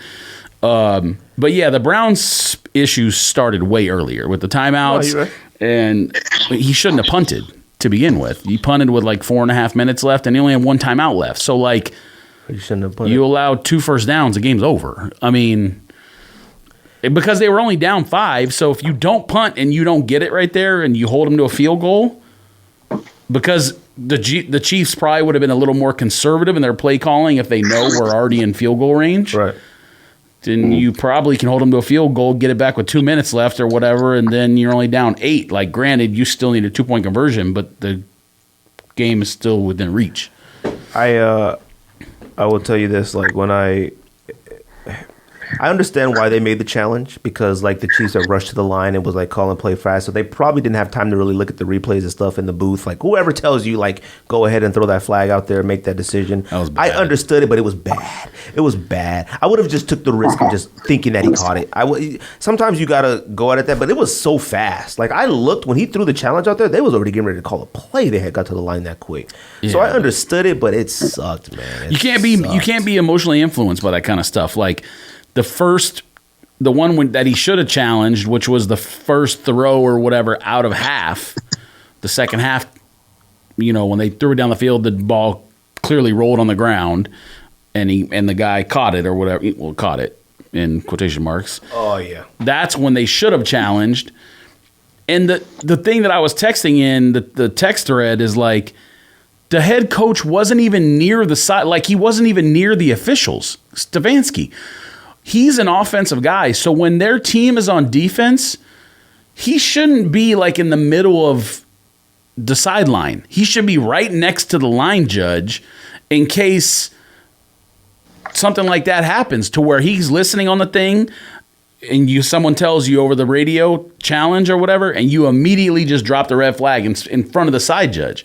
I don't understand why any coach ever, when it's like the opposite side of the ball that they are an expert of, like Gruden's an offensive guy. But have you ever seen John Gruden, like when the defense is on the field, not be right on the sideline next to the ref? No, he's not like over there loitering on the sideline. He's right next to the guy in case something happens. So I make a lot of fun of John Gruden on this show, and I don't like John Gruden as a head coach, but at least he's smart enough to know that. You know what I mean? Right. Stefanski's new, but you have to know that. You've been like, what are you doing? If you're a defensive coach, when your team's on offense, guess what? You should be right next to the line judge in case you need to challenge something on that side, and vice versa on defense. It makes no sense. I don't know what he was doing. And he wasn't talking to the players. They literally, the play happened, the guy dropped the ball clearly, and they showed him, and he's just on the sideline going like this. You want to know, like you made the point about quarterback sneaks with the good side quarterback. You know who does a lot of quarterback sneaks is Tom Brady. Yeah, Tom Brady. That's why he's a professional. If you should, he's an expert. A lot of teams should like really say like, okay, if they're gonna do Tom Brady's doing it. Then that's the whole point. I've been saying that for 10 years. Oh, okay. He's the number one, and he would do it. I don't even think that Belichick would be a part of the decision. I think it would be like, Brady would just be like, no, we're going to sneak it and we'll get it. I don't know if I've seen Brady sneak and not get a first down ever. I'm sure it's happened, but I couldn't tell you remembering watching. And the funniest thing about when they do sneaks, sometimes I've seen Brady get like 5 yards on a quarterback sneak. He's got a lot more. Look, man, I'm going to tell you one thing, too, I will not tolerate anymore is anybody saying that Tom Brady is not the greatest quarterback of all time. I'm just not. I'm tired of hearing stuff like that, seeing stuff like that on social media. Like, come on, man. It's over with. And I love seeing Tom Brady and greats win. I hope Tom Brady them win the Super Bowl with them. I'm not picking them to win it, but I would love to see Tom Brady win the Super Bowl. Well, I would love it. Playing Drew Brees, even though Brees went out the way you don't want to go out, but playing Drew Brees and then Aaron Rodgers in back-to-back weeks is pretty good for like TV ratings kind of stuff. You know what I mean? For theater. Oh yeah. You're probably if he could pull that off. If he pulls that off and beats all of them. Oh, I got him beating him. I think you're right about Brady. I have a hard time accepting it just because I grew up in Joe Montana's era. Right. So a lot of people who are like, I don't want to say new is not the right grew word. Up in this era people too? who only, I know, but I'm saying like people who are only in Brady's era and didn't see those players, like they see video clips, but they didn't see how good they actually were.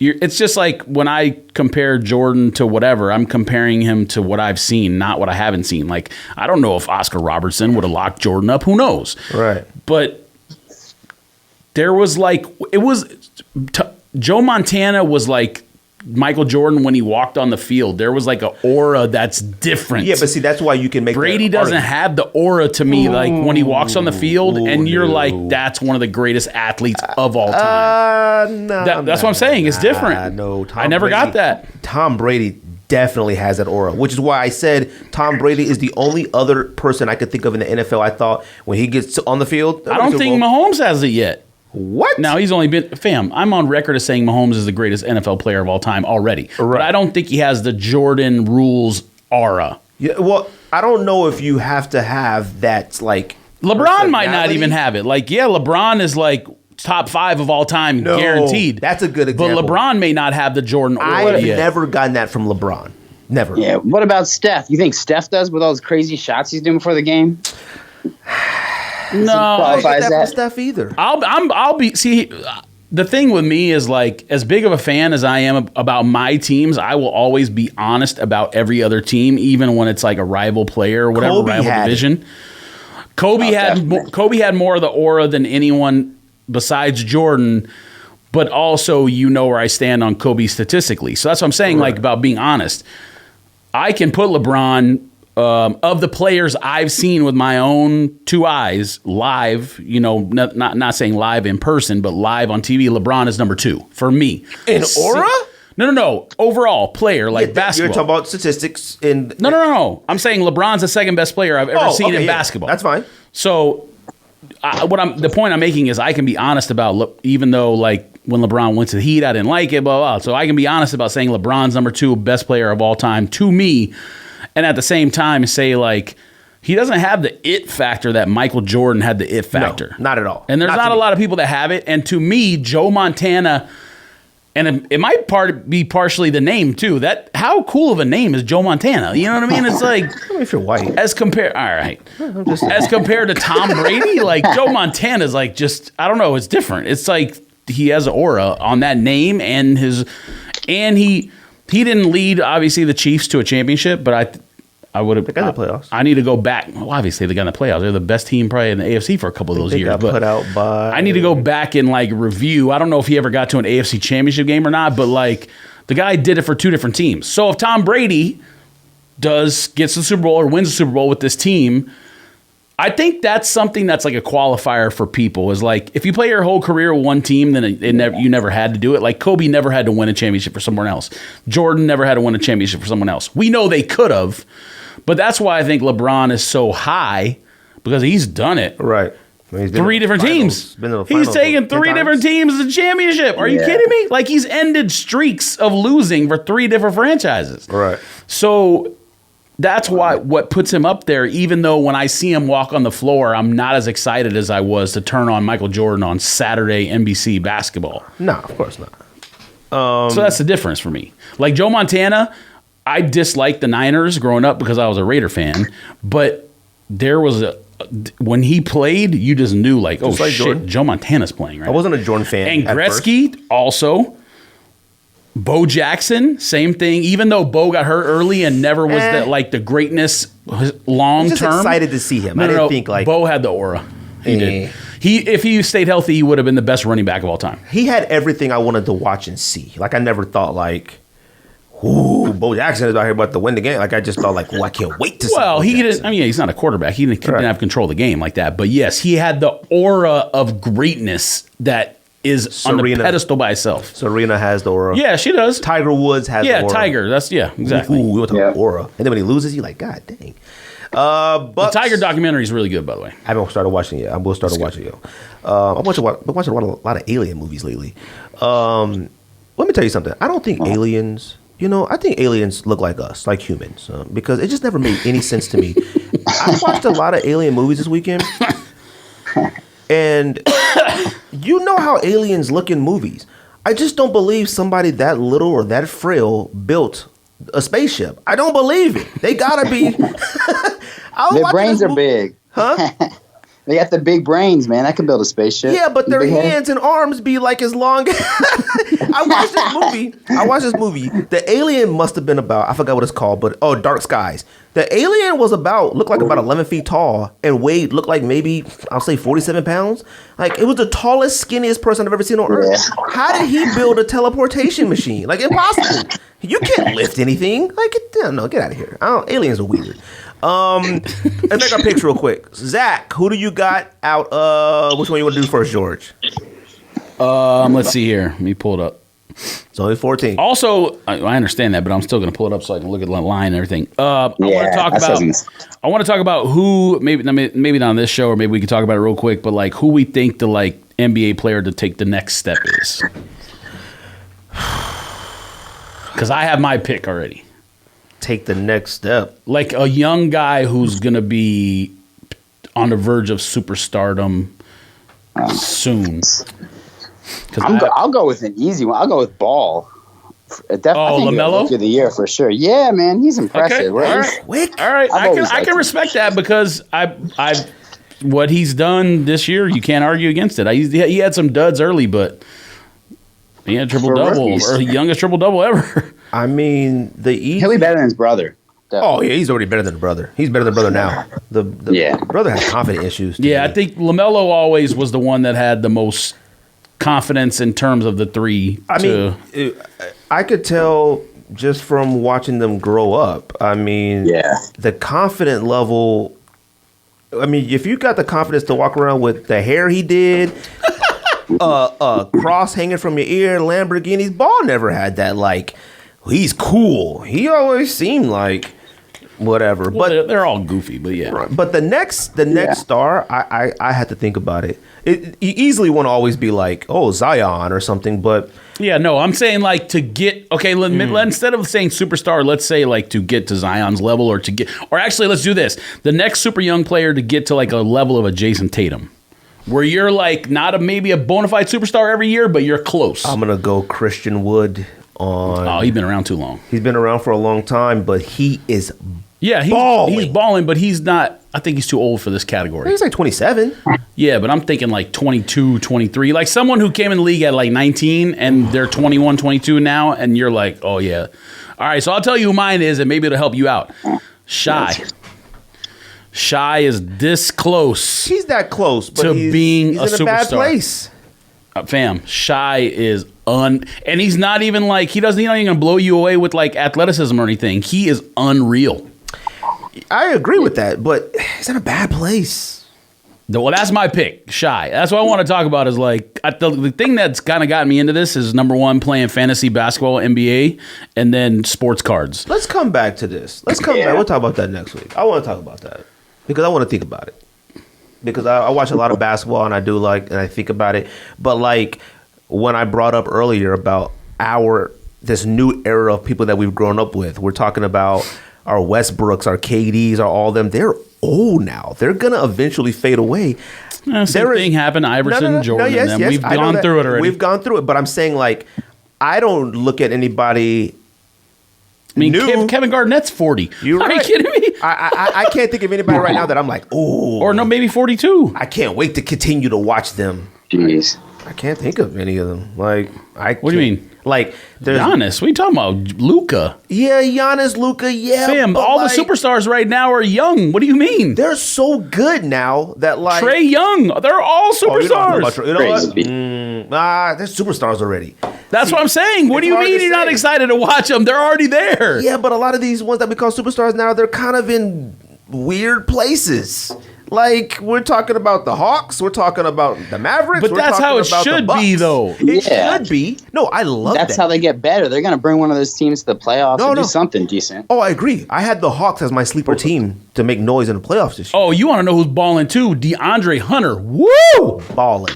He's balling. That makes it about picks. Come on, get out of here. What's next? What's the picks, George? We're gonna let Zach pick first game. They're both games are on Sunday this week, by the way. First game, 1 p.m. Arizona time, which is noon Pacific and 3 Eastern. Bucks at Packers. Packers favored by 3.5. Who are you guys, Zach? Ooh, it's only 3.5. I think the Packers are going to do it by more than 3.5. What I'm looking at right now says 3.5, but it could be, this is just one app, so it could be different at, like different books, or maybe you've seen something different. Yeah, no, I think Packers got to do it. I mean, I'm a Jets fan, so I'm never going to root for Brady, although I agree with what you guys said earlier. Right. But I think this is Aaron Rodgers' year. Somehow they're going to stop Brady. George, you want me to go? So the Bucks and Packers played one time this year already, and Packers got the Bucks smoked them 38-10 or whatever it was. I don't remember watching the game, so I don't know if it was like I watched it. No, it was awful. Aaron Rodgers was awful. Threw like 3 interceptions in like the first half. I think something weird. Okay, yeah. And some fumbles I think happened. Running back Jones I think had fumbled. I think. Yeah, I didn't watch it, or if I did, I wasn't paying close attention because I can't remember now why. But I don't think Devontae Adams played. I don't think. Okay. I'm going to give the same reasoning that I've given before. I don't think a warm weather team, even though Tom Brady played in the cold, I don't think a warm weather team is ever going to go into Lambeau in January in a game this big where Rodgers is having like comeback season of the ages and beat that team. Their offensive line is dominant. Their defensive line is way better than any defensive line that Rodgers has had there. And even though I think a healthy Michael Thomas is probably still the best wide receiver in the league, they have the guy playing better than any other wide receiver in the league, Devontae Adams. Fam, did you see they tried to shadow him?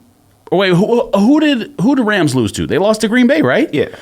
They tried to shadow him, and Devontae was his route running like just off the line. His feet off the line is unmatched. But that was bad Rams decisions. They didn't press him at all. You can't. Well, Ramsey pressed him the whole game. No. He followed him. Yeah, he took him till he started with the press, but then they moved into he gave him some room. Well, he gave him a lot of room. The game might have been over by then. No, the game was never really over in that Rams game. They were within striking distance. They just couldn't do anything. It wasn't like an incredible blowout. It was just like, okay, clearly you're not winning today. No, I don't mean the score was a blowout, but they were always up by like a touchdown or at least, and they doubled the yardage on the Rams. It was like 500 total yards to 250 or something like that. Like you never got the sense the Rams were like, okay, here they go. I'm gonna pick the Bucks.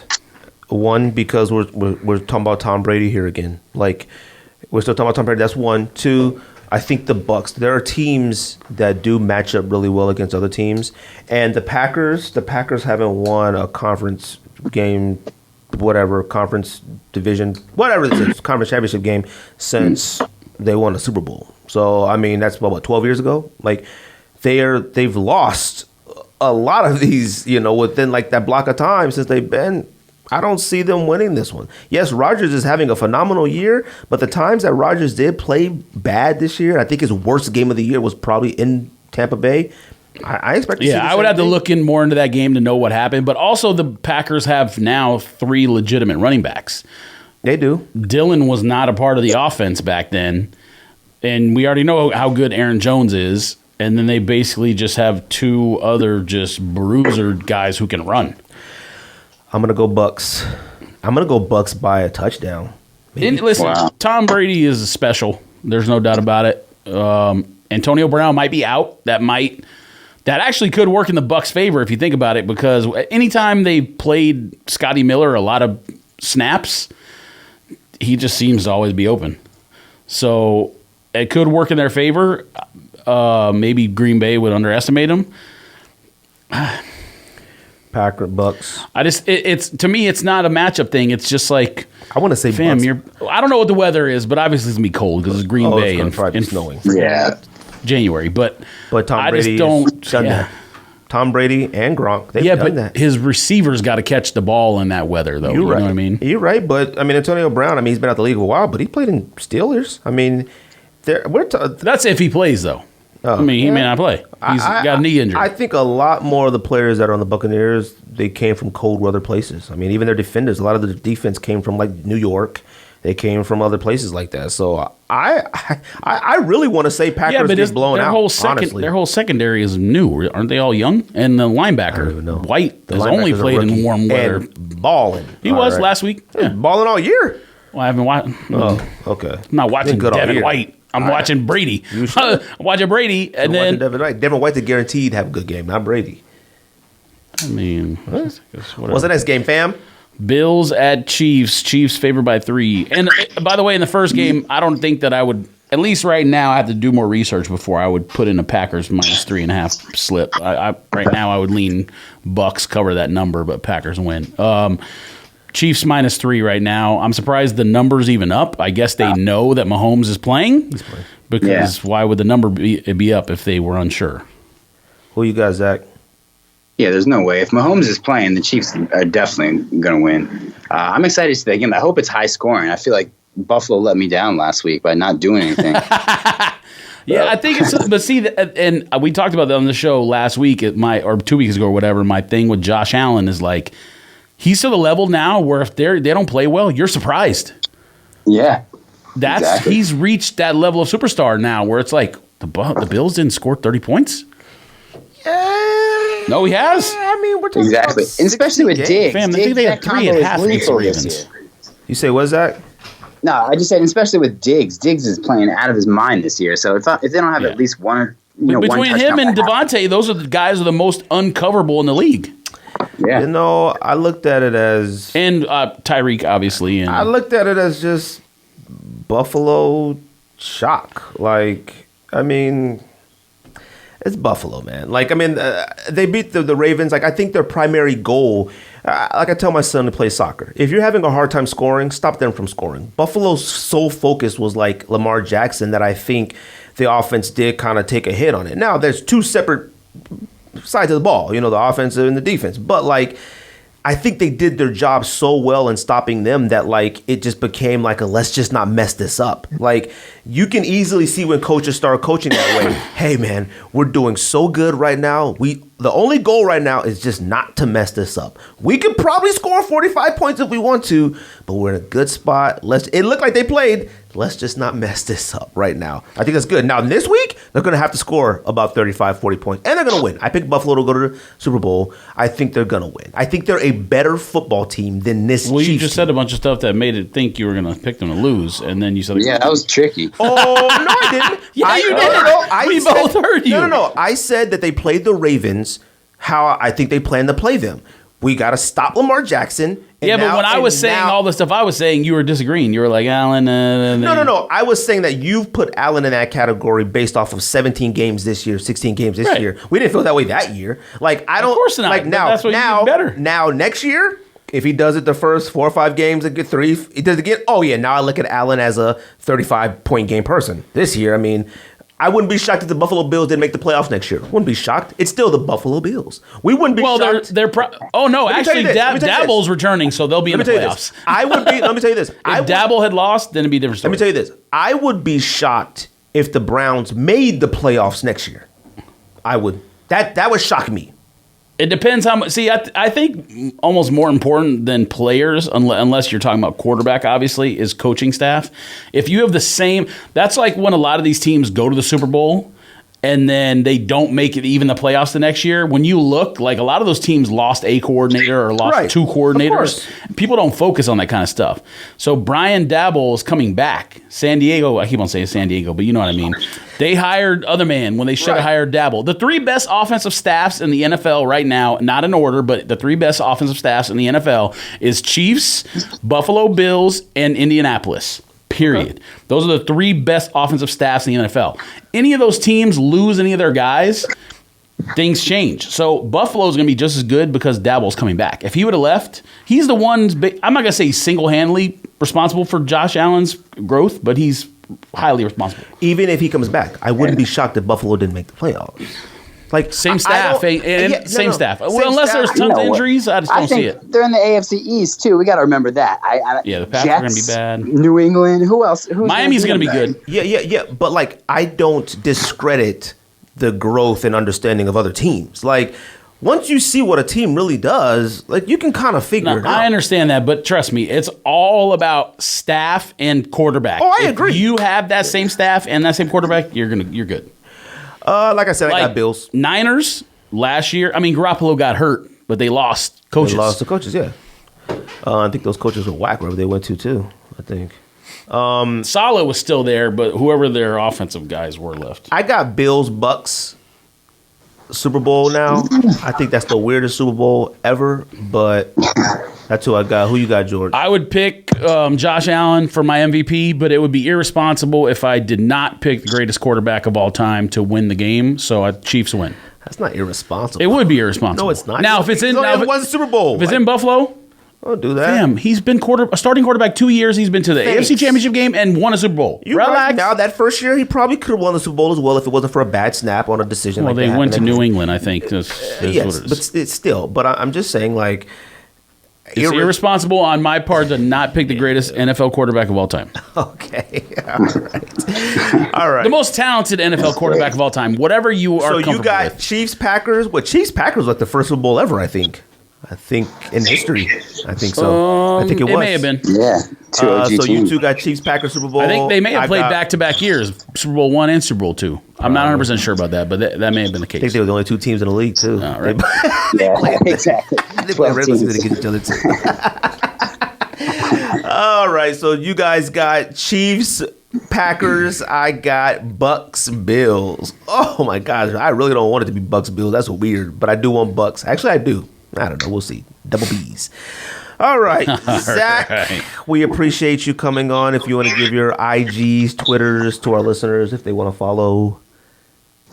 Yeah, no problem. Thanks for having me, guys. It was great to talk to you and chop it up. Of course. Instagram is Sneaker Law Firm, at Sneaker Law Firm, or at The Sneaker Attorney. And then at Sneaker Law Firm for pretty much everything else. Twitter, YouTube, all those fun things, everything else as well. Nice. The Raiders were in Super Bowl II and lost to Green Bay. Sorry. So Green Bay won both and beat KC and then Oakland. So we appreciate everybody who likes to listen to stuff like that. We appreciate Zach coming on, talking to us, giving us a little insight on something that we're not professional in and don't know about. Like I said, follow him, and if you're looking for real answers to stuff, follow his IG. He always posts stuff regularly about sneakers and new things legally that happens. And instead of just sitting around with the homies guessing and trying to act like we're lawyers and stuff, go ahead and check that out. So, all right, Zach, we appreciate you coming on, man. Yeah, likewise. Thanks for having me, guys. Thank you, sir. All right, talk to you later. Take care. Take it easy.